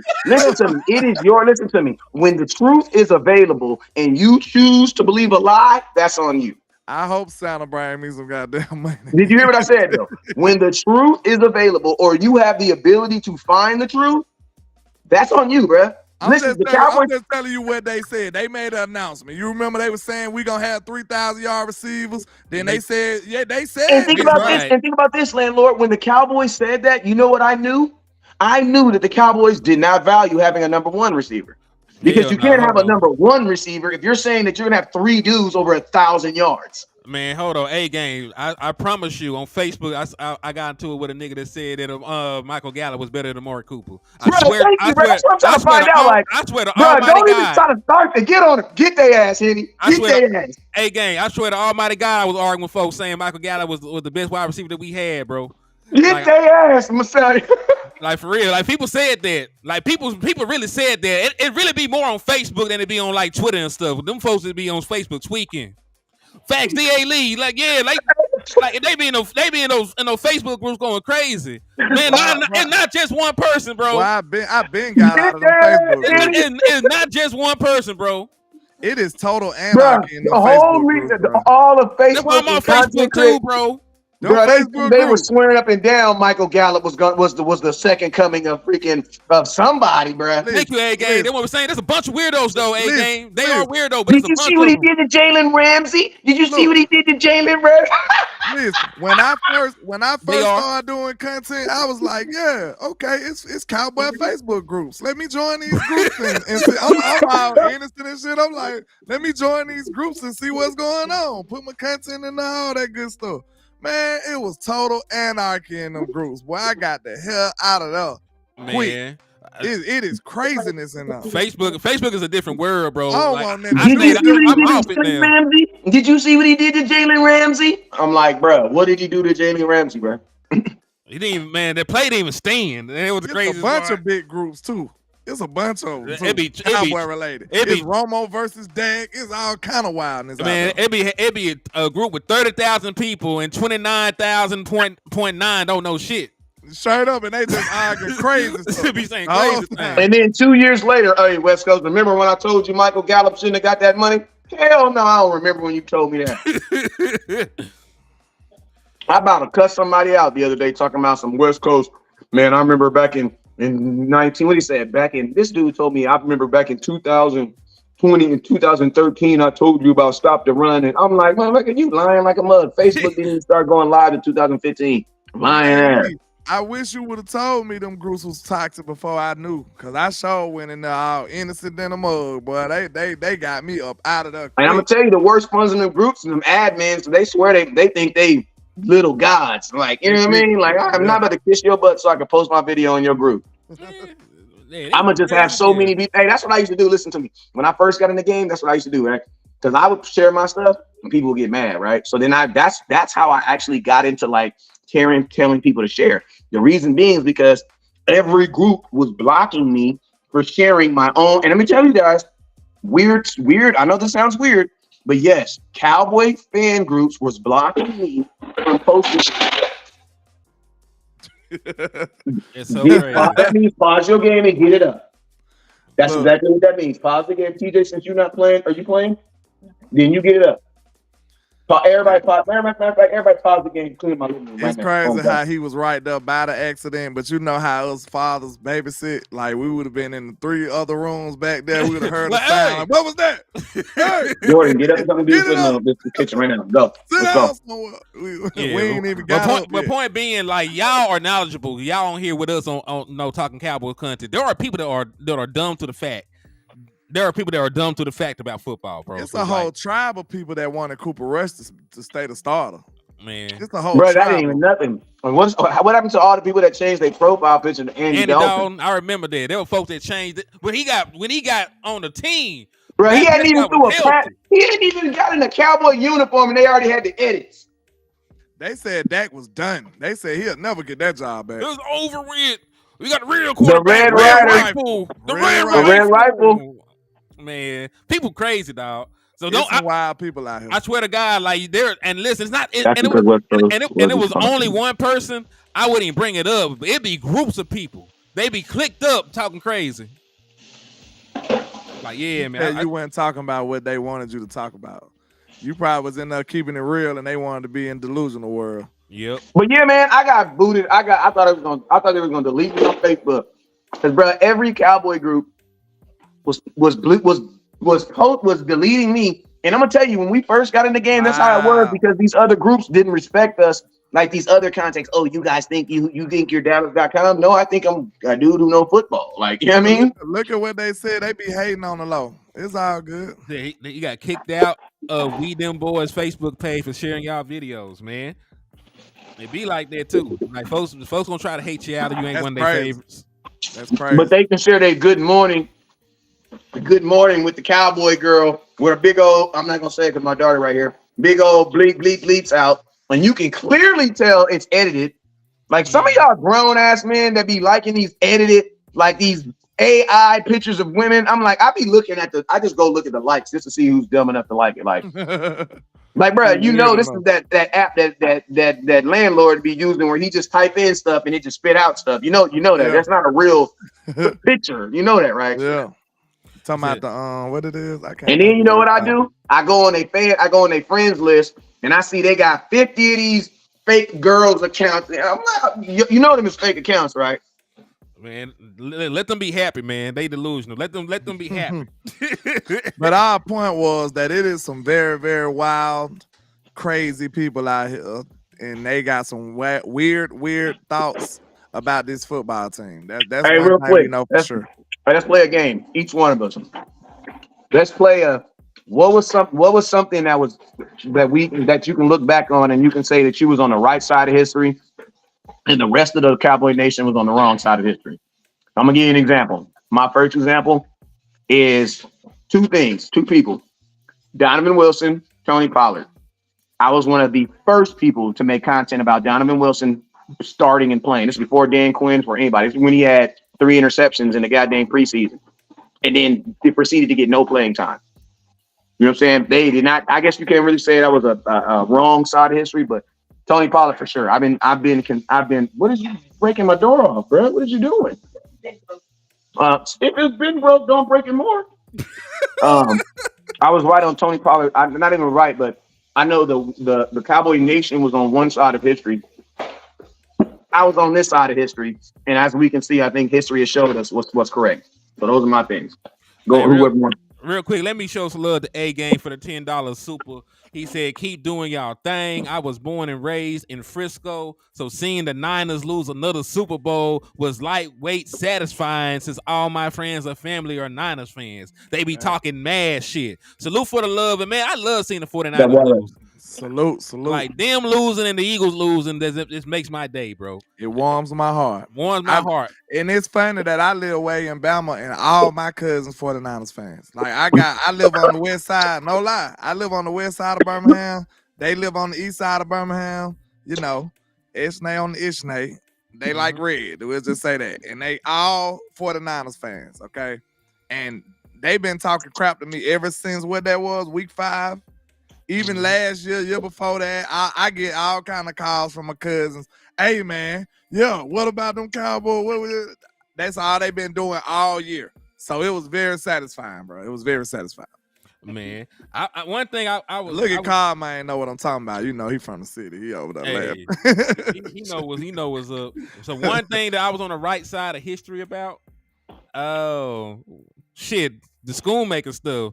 Like there were people trying to tell me that I was delusional for not believing in Schoonmaker, that he was gonna come in here and do this and that he fit the offense, his athleticism he ain't did a damn thing. And I said that taking a tight end in the top rounds was stupid. And listen, the Dallas Cowboys, y'all flip-flop. Because y'all told me when we let Dalton Schultz go that we already had 2 dynamic tight ends. Y'all told me that Henny and Ferg were going to take over the league. Ferg is doing his damn thing. So what a drop-off from him in the shot, bro. What a drop-off. Hey, we got to do that show, too. That's the show we got to do that show, too. Like, which players had that hype and just did not, bro? What a drop-off. I mean, I ain't going to call him Henny because I don't want people associated with him with it, but Hendershot, he take the award, bro. Well, you know, I got one. I was gonna say that I was pretty. He right fell off. He fell off after he tried to tax. I'm just gonna say that. I was right on this guy, and then I got even righter the next year. That's how gangster it was. DeRon Bland. Okay. That's the one I was right on. I was right on Bland. I said something about Bland. Like, as soon as I seen him, I said, man, this dude can play. He's a real corner. He played like a veteran. I had all kind of, good things to say about him and how excited I was after seeing him. And, that went well. That man is an all-pro. Like, that went well. You know what I'm saying? And I ain't gonna lie, like I said, I ain't gonna say I was the first, but I know for a fact I was one of the first people saying that it wasn't a fluke and he should start and he's gonna be good. I seen a lot of them attributes in him as a very young player, and DaRon Bland been sensational ever since then. Hey, having back-to-back seasons of excellence in the NFL is very, very hard. Mm-hmm. Like, you can listen to me. One good season in the NFL can keep you in the NFL for a couple years. Actually, So to have two, kind of helped build my channel. That's how big it was for me with DaRon Bland. Hey, the original people said he was on the right side of history because LVE neck brace is trash. LVE himself is also trash, but I try to be nice to injured people. But Leighton Vander Esch don't need to be a Dallas Cowboy next year. I know he is, right? I know we've been talking about LVE like he already done retired from the NFL, but he gonna probably play a bunch of snaps with the Dallas Cowboys next year. I'm gonna be so sad. All right, hey, now let's throw it before we get up out of here. Let's give them the other side of the coin. What's something that you would say that you were not necessarily wrong about, but something that you were surprised about? I'm gonna tell you what I was surprised about, and I ain't gonna say I was wrong about, but I got one. Tyler Smith, how good he was at guard, surprised the hell out of me. I ain't gonna lie. I ain't never moving him again. That's another. I ain't never moving him again, bro. I said he was good. I said he was gonna be. Yeah, but bro, he's great. Good is an understatement. He's great. No, I'm talking about no lie. Day one, I could probably go pull it up. When I heard it, I was like, bro, I should go clip it. Cause all my life, I was like, bro, I believe in him. I think he's gonna be good. I watched the film and I heard his interviews. I got a good feel for his mindset. I said, man, I ain't concerned. He's an all-pro guard and a Pro Bowl tackle. I wasn't concerned about Tyler at all. Freaking crazy, bro. Go check my work. Matter of fact, I got one that's different because I was going to say Tyler Smith because I wasn't sold on him when we drafted him. Anthony Barr. I wasn't either. Anthony Barr. I wrote an article about this man being able. Hey, he being honest right now too. He being honest. I wrote a whole damn article. It's called "Raising the Bar." How Anthony Barr will turn the Dallas Cowboys. He don't even write no more. Listen to me. He don't even write no more because stop writing. I don't even write no more. I gotta get on here. He don't even write no more. He stopped writing about because of Anthony Barr. Yeah, Anthony Barr. Thanks a lot, Anthony Barr. Yeah, Sleazy, an article. I was on here clicking. I was like, mother. Hey, listen to me. It's people on here that be like, dang, I didn't even know Henny wrote. Yeah, that lets you know how long you've been watching. Yeah. Henny writes? Yeah, that was a long time ago. What we think about Tyron Smith. We was right about that. Hen was kind of wrong about it, but we convinced him to be on our side of history. Hey, so we ain't gonna hate. We ain't gonna. Supreme King said raising the bar is crazy, man. My wordplay is crazy, man. Hey, he did not pass the bar. Hey, I'm gonna tell you somebody. A player who started off low. I'm gonna tell you a player. We can even throw this out there. I'm gonna tell you a player who's grown on me, and I'm gonna just be honest. I'm not saying I wasn't feeling him as much. But CeeDee Lamb has grown on me. Ooh. I am more of a CeeDee Lamb fan today than I was when he got drafted. Because a receiver from Oklahoma, I was like, all right, let's see how this goes. I could have said let's see how this goes. I really could have said that because I wanted Jared Judah over CeeDee. Because we were Tony Romo fans, though. Yeah, I really did. That's why I didn't want to say that. It looked like I was very wrong so far. You know what I'm saying? But I did want Jared Judah over him, though. I did. Hey, I'm gonna get one more that I did get correct. I said, and y'all can go find the show. I think I was on the show with Landlord. I said that TJ Bass would be a plug and play player before Austin Richards was, and that came to fruition. Because listen, the only reason I still don't understand the reason why TJ Bass didn't get drafted. He had a higher draft grade than Austin Richards. That man had Oregon. Yeah, Oregon is not just Oregon. I got a good one for you, Hen. What about your take on Baby Jesus? Oh, that was a horrible one. I was amped on Black Jesus. Yeah, is that what I do? Hey, listen. That boy Black hey, some of y'all need to admit y'all was wrong. Because I don't see no confession. Listen. When we confess, this is time for y'all to confess. I don't hear no confession. So where are all them? Where are those Deuce Vaughn gonna rush for da bing bam boo? Where are all them folks at? You know what I'm saying? I said Josh Ball was trash. Where are them folks that said Dak was gonna have more than 10 interceptions and he had 9? Where y'all at? Don't nobody want to confess. We gotta start keeping receipts, fool. We really do, But because they be listen. getting away with murder. And Listen, then they come on here and hold us accountable to every For word. everything, bro. Hey, just in my defense, Deuce Vaughn was cooking the UPS drivers, bro. He was going crazy on the UPS drivers. Yeah, and he the reason why they didn't get to come back to work the next week because they UPS fired their ass. So Yeah. you mean to tell you we gave you off all last month so you can go out there and do that? Like, nah, it's over with. No. Temp service, my boy. Hey, I'm gonna tell you this right now though. I will say this though. There, since we listened, there are some things that I really because listen, I don't be fans, the people watching, y'all don't understand. Like sometimes, even though we not putting our brand on the line, bro, when you come on here and the whole world is in love with a player and you say he not it. In my mind, it feels like I'm putting my brand on the line. Hold on, Wes. What your take was on Ferg, though? Did you denounce Ferg, or you said he wasn't gonna be enough? Because I remember y'all wasn't super No, high I'm on gonna say, Ferg. listen, my biggest thing Ferg on Ferguson was this. My biggest thing on Ferguson was this. I always said this, and this was the example. And if anybody that watched my show around it knows this is the sample I use all the time. If a man asked you, what would you rather have, ice cream or cheesecake? Which one would you take? Cheesecake, ice cream. You know what Daddy said? Both. Neither.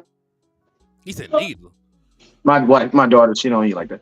Oh, okay, that's fine. But look, though, think about this. But you know what I mean? I wanted You're right. both of them. Why we couldn't have both of them, though, man? That's Because sad. the Cowboy Nation made you guys feel like you had to pick the exact same reason why they thought. Go ahead. Just imagine if we would have kept both of them with Brandon Cooks and them and everybody all together. That would. I mean, think about this, landlord. Remember that game where Schoonmaker didn't go into the end zone? Well, imagine if that would have been Dalton Schultz. Yeah, and you can't say he's not a fit because he went to Houston that plays a West Coast offense under Bobby Slowick in that system, and he was damn near just as productive there he was here. With a rookie quarterback. With a rookie quarterback. Chemistry with him. Yep. With a rookie quarterback.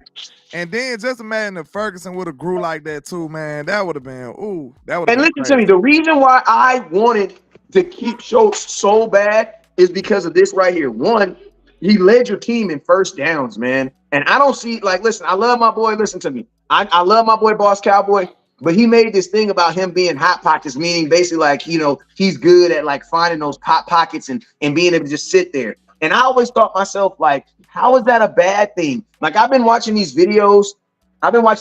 Cam Newton talking about the different types of quarterbacks. And for the longest time, people always say that game manager. He's a game manager. That's a bad thing. But when you listen to Cam Newton break it down, that's not a bad thing, bro.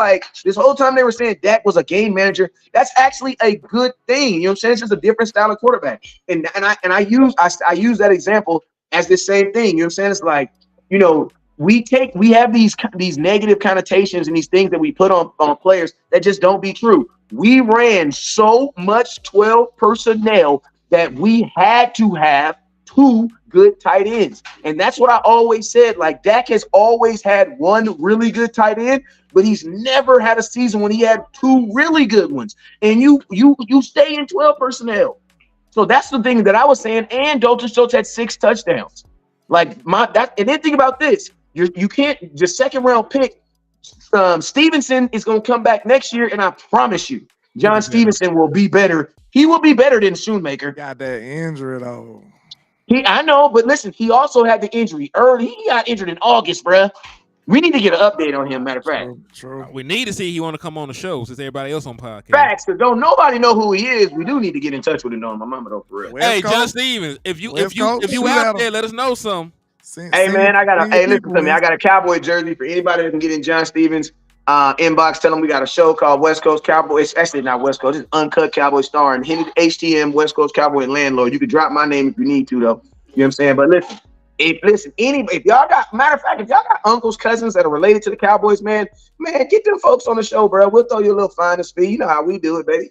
Hey, Jay Recruiter, speaking of dropping balls, the Dallas Cowboys were still one of the teams with the most drops in the NFL. You might as well have kept shows anyway. There's still there's still folks on the team dropping balls. So the Chiefs had the most. We know they ain't have no damn wide receivers. Drop balls come from your receivers. That don't come from tight ends. Tight ends, Tight end is not a position that drops a lot of positions. I'm gonna say this: Schoonmaker had like 4 himself. So that's and I'm gonna tell you this. And I'm gonna tell you, a tight end who drops balls, that's not really. That's because, bruh, you're only getting the ball freaking 12 yards from the damn quarterback. Man, not playable. You dropping ball, but yeah, Cowboys had 37 drops, bro. Without him on the team, you know what that is? That's wide receivers, bro. That's tight ends too. I don't even know. That has to be tight ends. God damn. It gotta be 37. Like everybody dropped the ball. Damn. That's a lot of. And that's more than. And don't put CD Lamb in there because I think CD Lamb only had like 6. He only got like 2, I think. CD Lamb didn't even drop the ball this year. He had drops. He had like 2 in the drops playoffs. Yeah, I gotta go look. He didn't drop the ball that much. Shout out to JR for the $4.99 for your mind, man. He said I was wrong about TP. I said he would ball in this scheme. I was right about Dak and CD. I said they would eat greedy this year. # Cowboys confessions. Hey, I was heavy on the West Coast. Hey, you know what CD, hold on. CD had 5 drops though. That ain't that much. That's not bad. Hey, listen to me. You know what I was thinking? You know what I was thinking? What's up? Hey, you know what I was thinking? Not to go back on that old subject, but listen. Looking at these numbers is crazy though. It is. That's why I wanted to get out. I'll get it off the thing. Sheesh. But it's encouraging. It's encouraging to see Kansas City up there at number 1, though. That doesn't make me feel so bad. Yeah. You know what I'm saying? Bro, when I messed up and I'll be like, damn, I really messed it up. And then the landlord called me and be like, damn, I'll be like, damn, I ain't doing as bad as he did. Look, we know that CD Lamb went crazy, right? But listen to these numbers though. Like, goddamn. 135 receptions, 1,749 yards, 12 touchdowns. He graded out as a 91.1 overall, receiving 91.4. Throw the rushing numbers in there. Grief. Rushing yards, he had 14 carries for 113 yards, 2 touchdowns. He rushed for 8.1 yards per attempt. And I told you he's the best running back on the team. He forced 6 missed tackles. Ooh. He was the best running back on the team. His yards per reception was 13. Passer rating when targeted 125.7. Wow. So guess what? You know what that means? That means that we go as far as Dak and CD Lamb takes us. And that's something I was right on the right side of history about. Spam and Lamb. As soon as we did it, this offense went crazy. Yeah. Listen to landlord more, Jerry. I know you be listening. You know what I'm saying? You got your little goons in there listening, and somebody listening. We know it. And he said Pollard had some drops. He did, and that's one of the reasons why he can't come back.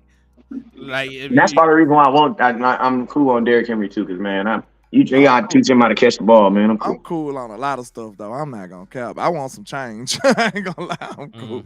I want some change on this team. I'm not gonna lie. If we don't do certain stuff, I don't know how confident I'm gonna be able to be. That's all I'm gonna say. You gotta win in free agency, man. I love the draft, but man, I told TP this because he had commented on my Twitter post. He was talking about we ain't got enough draft picks to draft a wide receiver in the first round. We got other positions to fill in. I said, man, lottery teams build their damn team in the draft. Teams that are contending for championships build their team in free agency, man. What do you say? Huh? What did he say in response? He agreed. But point being though, man, like we talk about teams, we talk about being contenders and stuff, and we don't move like contenders, bro. Like the Browns built their team in the draft. That's what they did for years. Kansas City, man, they went out and got some folks. They went out and brought a Frank Clark in. They went out and brought these different pieces in. They went and got our guy. They went and got Anthony Hitchens, and they went and got Damian Wilson, and they went and got Mo Claiborne. They won a Super Bowl with our veterans. They didn't go out there and get no dang rookies on their first contract. Matter of fact, even the veterans, even the guys they had, they were veterans by the time that Patrick Mahomes got there. Tyreek Hill had been in the league, making all pros and stuff with Alex Smith. Travis Kelce had been in the league, so they went and got veteran talent and won a championship. The Rams went and got veteran talent, man. They went and got Odell Beckham. They traded for Matthew Stafford. They did all these different things to improve their team. When they got Von Miller. Like teams that win championships build their team. You gotta pay for it, bro. Championships are bought. Championships are bought. They are bought. You get what you pay for. Yeah, exactly. People don't like hearing that, but championships are bought. Man. And listen, Jerry Jones ain't spared no expense in the 90s. That's a Like, W how on can you y'all side. listen to me? Brandon Cooks If you're ain't a had Super number Bowl one drop. team, if you're a Super Bowl team, that means you have some of the better players. If you have some of the better players, that means they want to get paid like some of the better players. So it's like it's almost impossible to think that you're going to win a Super Bowl with a cheap young team. It almost sounds impossible, and that's why I'm you not haven't gonna seen. lie, y'all. I'm trying to figure out where the hell all these drops come from. Because Michael Gallup ain't got number 3. Brandon Cooks only had 1. Like, what the fuck? I'm sorry. Where all these damn drops coming from, bro? Man, let's go look. Let's go look. It don't even making sense to me. 37 is egregious. How many Tony Pollard had? He That's probably like got 2 a 10. game. Tony ain't got what? Let me see. That's He 2 only a got game. 3. Tony only 37 got is like 3. 2 a game. 2.5 drops a game. Yeah, Pookie Nakua got. I keep calling him man Pookie. Pookie Nakua got 13. Oh, let me see. Let me 13 drops? Yeah, Pookie had 13 drops. Damn. Tyreek Hill had 12 drops. Devontae Adams had 8. Stephon Diggs had 8. Amon-Ra St. Brown had 8. Rashee Rice had 8. Travis Kelce had 7. Mike Evans had 7. Amari Cooper had 7. I'm trying to find. I ain't got nothing to tell you about my boy CeeDee Lamb 5. No, drops. Tony Pollard had 6. From the running back position. They say Get his ass out of here, bro. I'm looking at Fox Sports. They said he got 6. See, I was Hey, looking I love Frank. Hey, on I'm trying to steal my dude. Frank Gore Jr., that's my dude, bro. It's my I was dude. looking on PFF. They My had, dude, Danny Sanders. for 3. But see, PFL got He dropped 6 passes from the running back position, bro. The NFL stuff in there would be different because they don't even do half sacks. So you get 13.5 sacks on PFF, you got 14. Your official numbers on the NFL database would be 13.5. Just like they have a different grading scale for receiving yards allowed by corners. Time out. His reception grade says a lot though. He graded out as a 50.2. Who, Tony? Yes. Shit. Get his ass out of here, bro. That means I can't even use you on screens no more, bro. Yeah, that man got. I'm gonna tell you, this is the thing about Tony Pollard. Tony Pollard's been doing so much running back stuff that the things that he do natural, since he's not using them as much, aren't natural to him anymore. Oh, also shout out to my boy Danny Savage for the $10 cash app, man. I appreciate you. Appreciate you, Danny Savage. Yeah, Tony Pollard's not getting re-signed, bro. He said Ferg had 3. He said Schoolmaker. Let me see. If you would have signed Swift, if you would have signed that Swift kid who went to, I think he went out there for 2 years for $12 million. He made $6 million a year, and he'd still be under contract right now. Cowboys just need to listen, bro. That's crazy. Jalen ain't had number 1. He didn't play enough to have drops. Shit, he got 22 receptions. Good job. Hey, it seemed like he had more than 2 touchdowns, didn't it? That he only got 2 touchdowns. All right, let me see this. Dallas Cowboys receiving. All right, CeeDee Lamb had 6. Brandon Cooks had 3. Jake Ferguson had 5. Cavante Turpin had 3. Like you said, Tober only had 1. Schoolmaker had 3. Michael Gallup had 5. Rico had 3. Hendershot had 2. How the hell you got 2 drops you barely played? Wait a minute. Let me look at Hendershot numbers because he fell off a cliff. He ain't even ranked. Man, Schoolmaker. Wow. Now, look, let's talk about this. He had 4 receptions. He gotta be a casualty from, like, you know what I'm saying, from the offensive change. Gotta be. Cause look at this, bro. I ain't even gonna do him that dirty, bro. I ain't gonna do him that dirty. He really played, dog. He was hurt. That's my point. But look, this man got 4 receptions. 4 receptions and 2 drops. This man got 4 receptions and 38 yards. 0 touchdowns. That man ain't that bad, bro. Like, come on now. He's not that bad. He shouldn't be that bad, but he is. I don't think he that bad, bro. I think Mike just didn't want to use him or something. He probably was in the doghouse, bro. He can't be that bad. Bro, why can't somebody be that bad? Here they is. Because he was better last year, I guess. He wasn't better last year. No, he was not, bro. You talking about tight ends? Let me make sure I'm on the same subject. Peyton Hendershot. Okay, listen to me. Peyton Hendershot had like 17 catches the year before. Like, he was not better. I'm going to tell you what happened the year before is the same thing we see around Christmas. You think you get an Xbox box. Why? Because it looked like a box. So you thinking it's an Xbox in there. And guess what it be? Some tennis shoes. You know what I'm saying? And they don't even be no good tennis shoes. They some ASICs. Yeah, we do this, bro. We do this. We looked at 17 receptions. This is why I was saying, how in the hell are we doing this and letting Dalton Schultz walk? That's why I was tripping so hard. Because I'm like, bro, even at that time, Ferguson, listen to me. Yes, Ferguson ended up being his good tight end. But at the moment, what we were doing made no goddamn sense, bro. We had a tight end that had 17 catches, another tight end that had like 12. And we were telling me that he is better than a dude that 6 touchdowns and almost 900 yards in the NFL right now. Look at what we did when you put it all together. We went in with it. Like I said, people got mad when I brought that up.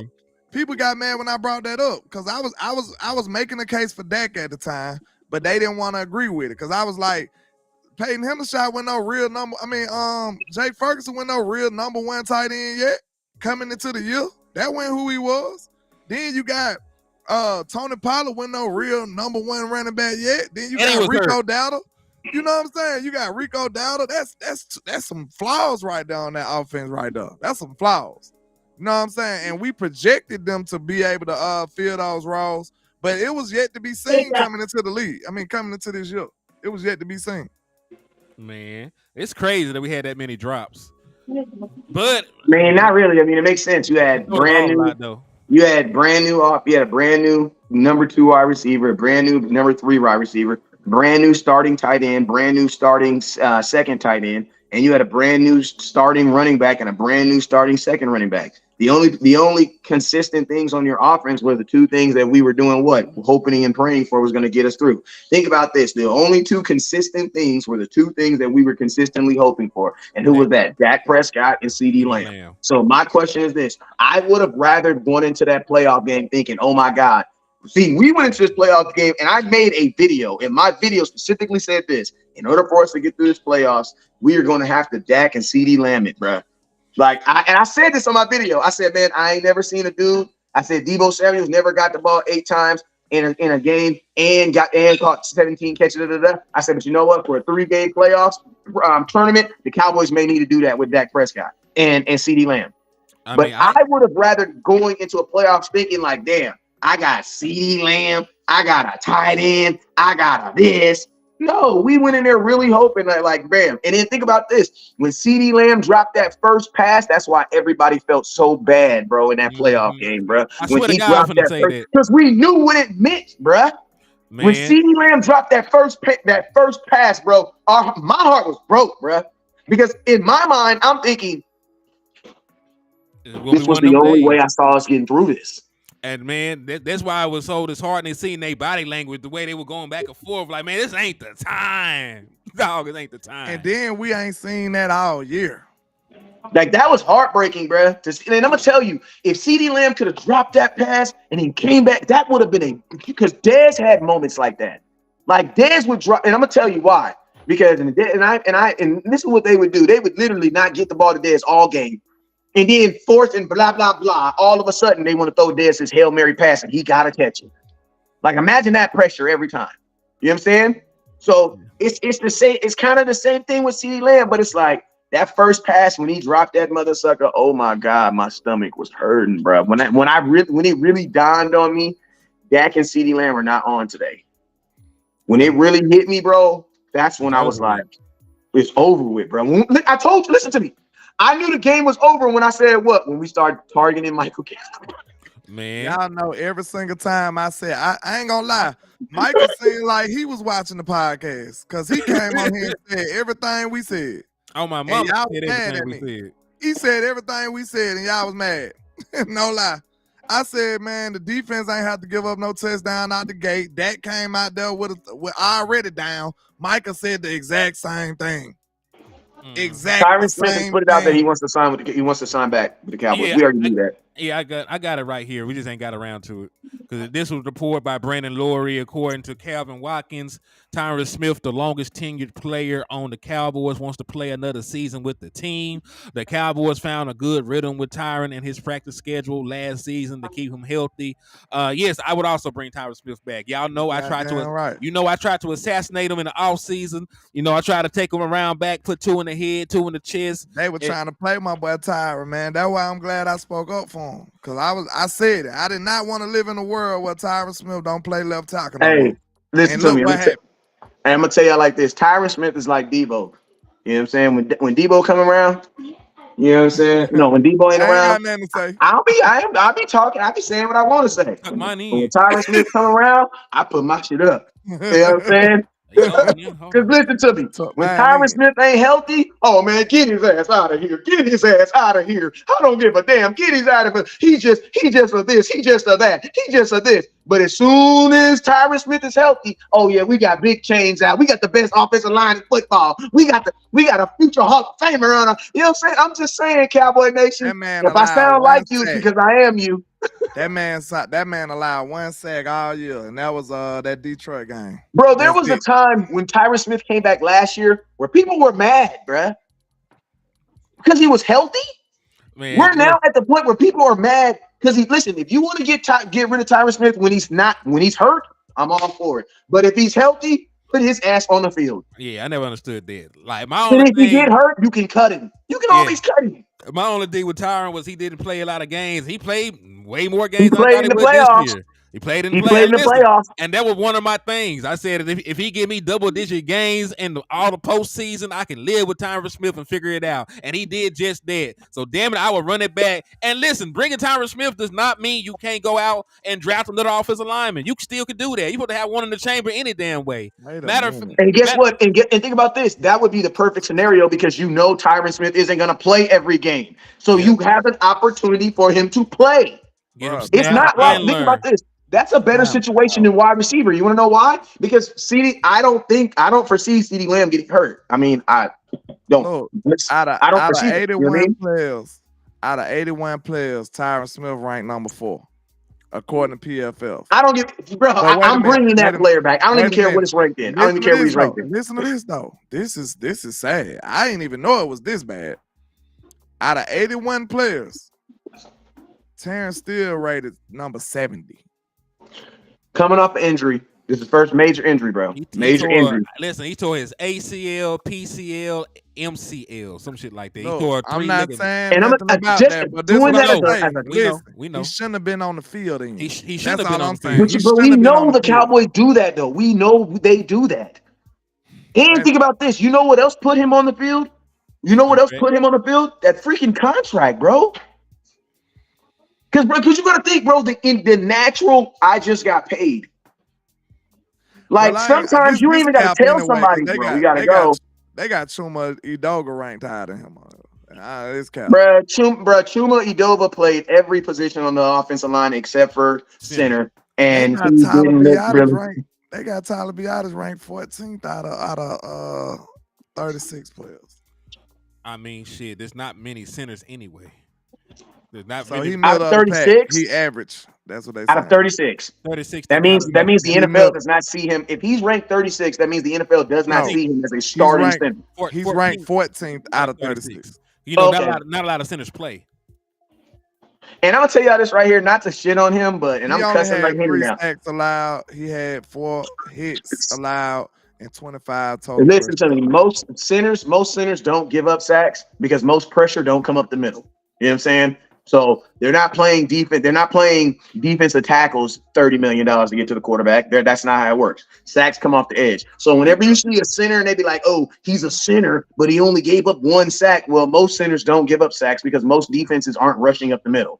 You know what I'm saying? Offensive line is like the hardest position in the world, though, for real. Because you gotta be old. You gotta be It's so crazy, bro. Like you just said, I can't make the case for that for center because, like, you got help though, like right there with you. But at the same time, just imagine if you played good 654 snaps, but you gave up 3 sacks. Like that's so messed up, but it matters to us, bro. It just do. But think about this, though. Even when he didn't give up the sack, though, you got to add those other ones too, because he had 3 penalties. He gave up 4 hits and 25 pressures. So we don't know what them pressures developed into, really. Yeah, you know what I'm saying? You don't know. You don't know what the hell happened. So you ain't just gonna grade them off the sacks. You gonna grade them off the pressures and the hits too, because it could have messed the play up. You know what I'm saying? Yep. Offensive line kind of crazy though. So if you add all them up, 25 pressures and 3 sacks, I mean, just think what you would add them up as negative plays. You How got many negative plays? 31 negative plays out of 654 passing snaps. Well, that don't sound like a big number until you see it on the field. Yeah. And then you also compare it to other folks. Like what? And you also got to compare it to when it happens too, because giving up a sack in the fourth quarter of a game is way harder. Way more harder to get over than giving up a sack in the first quarter. You know what I'm saying? Dak was on the move this year too, so yeah, Dak was running out the way this year. Yeah, Dak made it work. All right, so I'm up out of here. We've been on here for an hour, 2 hours, bro. Don't even feel like it. Yeah, we had some good conversations. Yeah. You know what I'm saying? But yo, I'm up out of here. I'm about to go take these kids, do whatever they got to do, man. Man, you already know I will be live in the morning, man, for Uncut Cap or whatever we doing in the morning. Shoot this. You know what I'm saying? Don't be holding me to anything. We got 6 months, man. Yeah, you mean? Absolutely. Man. All right, well, shit, y'all know what it is, man. It's Cowboys Uncut. We came and gave you that raw, unfiltered content for damn near 2 hours. I appreciate all y'all for tapping in. Hey, we on the road to 2K over here in the liquor store. Come over to HTM Sports on YouTube and sub. We're only like 100 and some change away, so y'all come show some love. Landlord, you got anything? Hey, real quick. Supreme King, watch your mouth, man. DeMarcus Lawrence, here. You can't talk about D-Law, bro. Watch your mouth, man. If you being positive, I support you. But if you trying to be funny or slick, watch your mouth, man, because D-Law ball his ass off, bro. Matter of fact, if I had to say who's a player who had the best season that nobody talks about, DeMarcus Lawrence. For sure. Probably most underrated player. I'll give you that. And I'm going to tell you, DeMarcus Lawrence, really, if you think about it, he had – and I'm not trying to compare the dudes, but DeMarcus Lawrence had more memorable plays this year than Micah Parsons did. That I will tell you.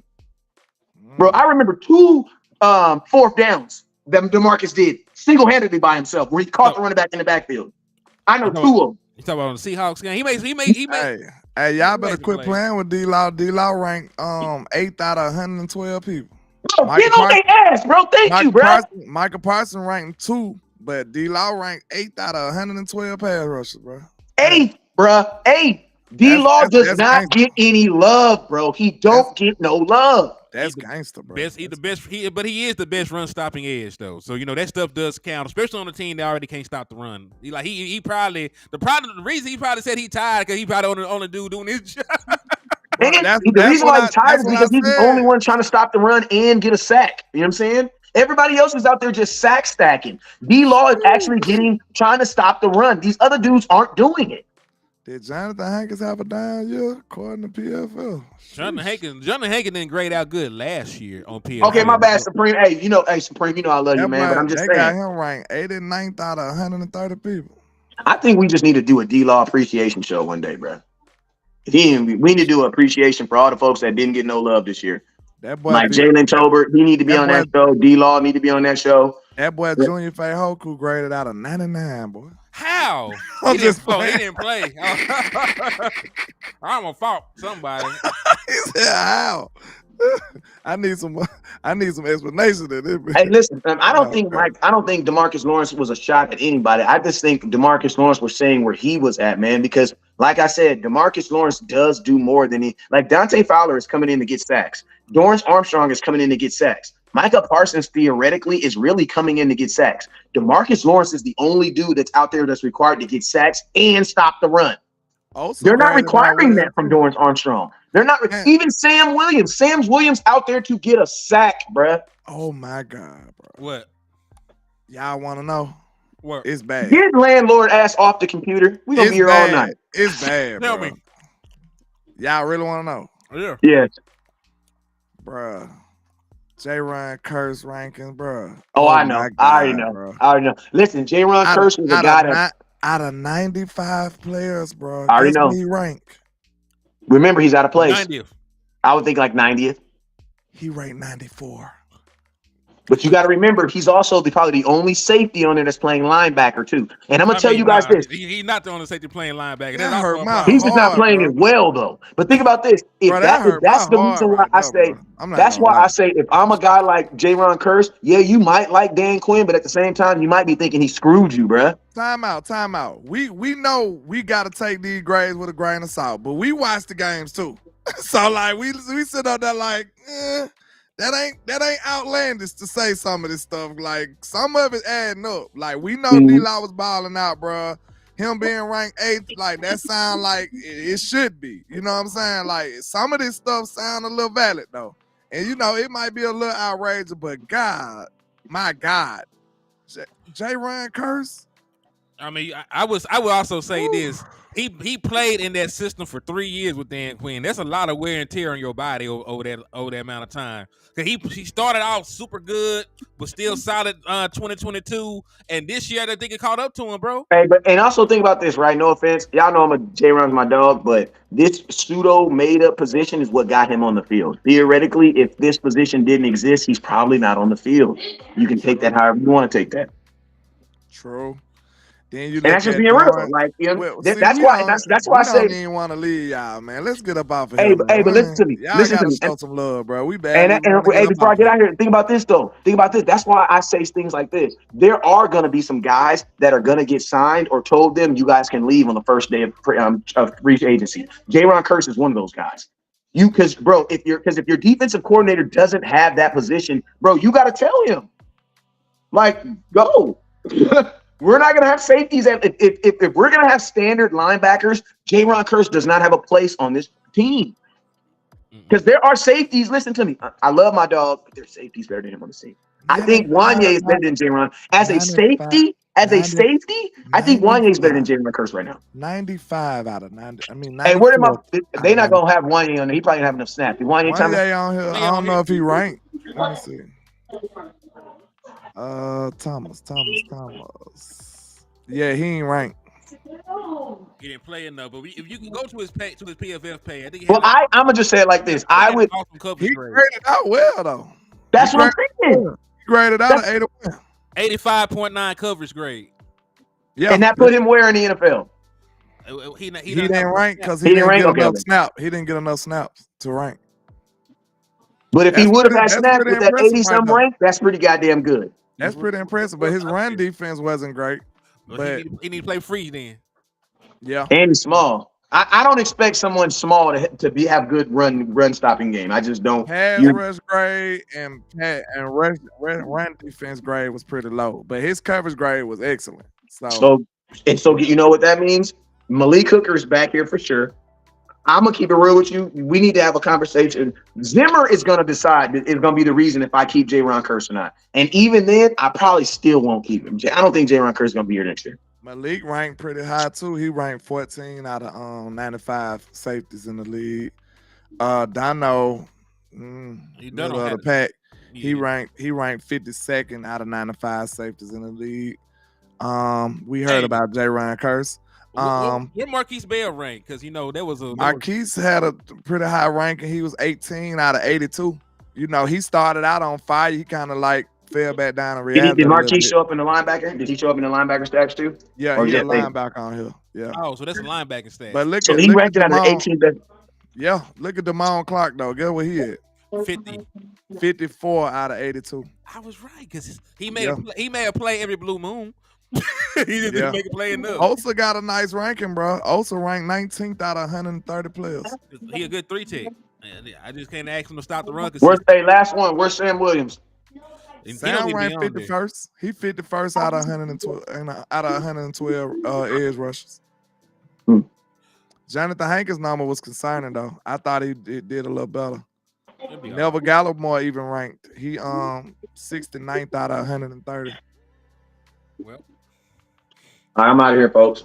All right, he said, let's get out of here with one more thing. Mozzie, where Mozzie finished? I was just about to say, how the hell Dante Fowler didn't rank? DQ man, Mozzie should not have even had enough snaps to rank, bro. Mozzie ranked 113th out of 130. All right, y'all, we go. Bro, that's why I said don't bring. That's exactly why I did not want to bring up his stats to end the show. I did not, because now we leave fans with a cliffhanger. That boy did not play enough snaps, and I'm gonna tell you this right now. I promise you, I'm curious. I would like to know where he ranked amongst the rookie defensive tackles, because ranking a rookie defensive tackle with guys like Aaron Donald and all these dudes who are grown ass men. Because I'm gonna tell you this right now, you are not a defensive tackle in the NFL till year 2. And I told y'all That's the that, only man. position I give you that grace on. Any other position, I'd be In like, offensive line, Bush. anywhere in the offensive line. I'd be like, Bush, because they do everybody else the same way. But I give you that one. I give you that one. You need 2 years, bruh. Name me a defensive tackle that's come in the league and been like, oh yeah, he's the next. Bro, they ain't never. You don't even know who defensive tackles are until like year 4. You don't even know who they are. This is the last thing I'm gonna do on here, and then I'm gone for sure. Now look, everything we rank low at, don't we need it? and that's exactly why we need it. If you think about it, bro, like I told you, edge is a sneaky position. I said edge is a sneaky position. Dorrance Armstrong ranking 49th, Sam Williams ranking 51st. That's a sneaky position right there. And listen, you're gonna Dante Fowler gonna lose. Yeah, you're gonna lose Dante Fowler. You're losing DA and Dante Fowler, so you might. Edge is a sneaky need, y'all. It really is. Use that third on the edge, or get you a veteran. See if the Danielle Hunter. What else we need? Defensive tackle. Chauncey Golson ranking 43rd. Never got him one ranking 69th. Jonathan Hankins ranking 89th. Mizey Smith ranking 113th. Bro, you can't tell me we don't need a defensive tackle. We know that. These rankings ain't all the way off, bro. So you look at this. Guess what else? The other position of need we need? Linebacker. Damon Clark ranking 54th. Yeah. Where did Tony Pollard come out at? Tony Pollard, where he at? I had to go back to the offense. Let me see. He ranked 15th out of 59. That ain't really that terrible. He had 1,000 yards, but you also got to see how inefficient it was. I don't give a damn about no 1,000 yards. Y'all didn't give a damn about Zeke 1,000 yards. Missed me with that bullshit. And your boy Brandon. Y'all told me anybody can get 1,000 yards. I'm telling you the same thing back. Hey. Ain't no y'all. We gonna leave out on that. Your boy Brandon Cook ranked 54th. You know, so you know. We'll get Brandon Cook, man. Yeah, we want the smoke, boy. Yeah, we want the smoke, boy. Let's go. Shout out to y'all. You know what I'm saying? Peace, God bless. And we keep talking. We're gonna be on here for another 5 hours. So I'm gonna get at y'all, man. We just gotta go. It should be fun. So we gotta go. West Coast got family things to do. I gotta go lay with my wife. He gotta go be nefarious landlord dude. So God bless y'all. We out.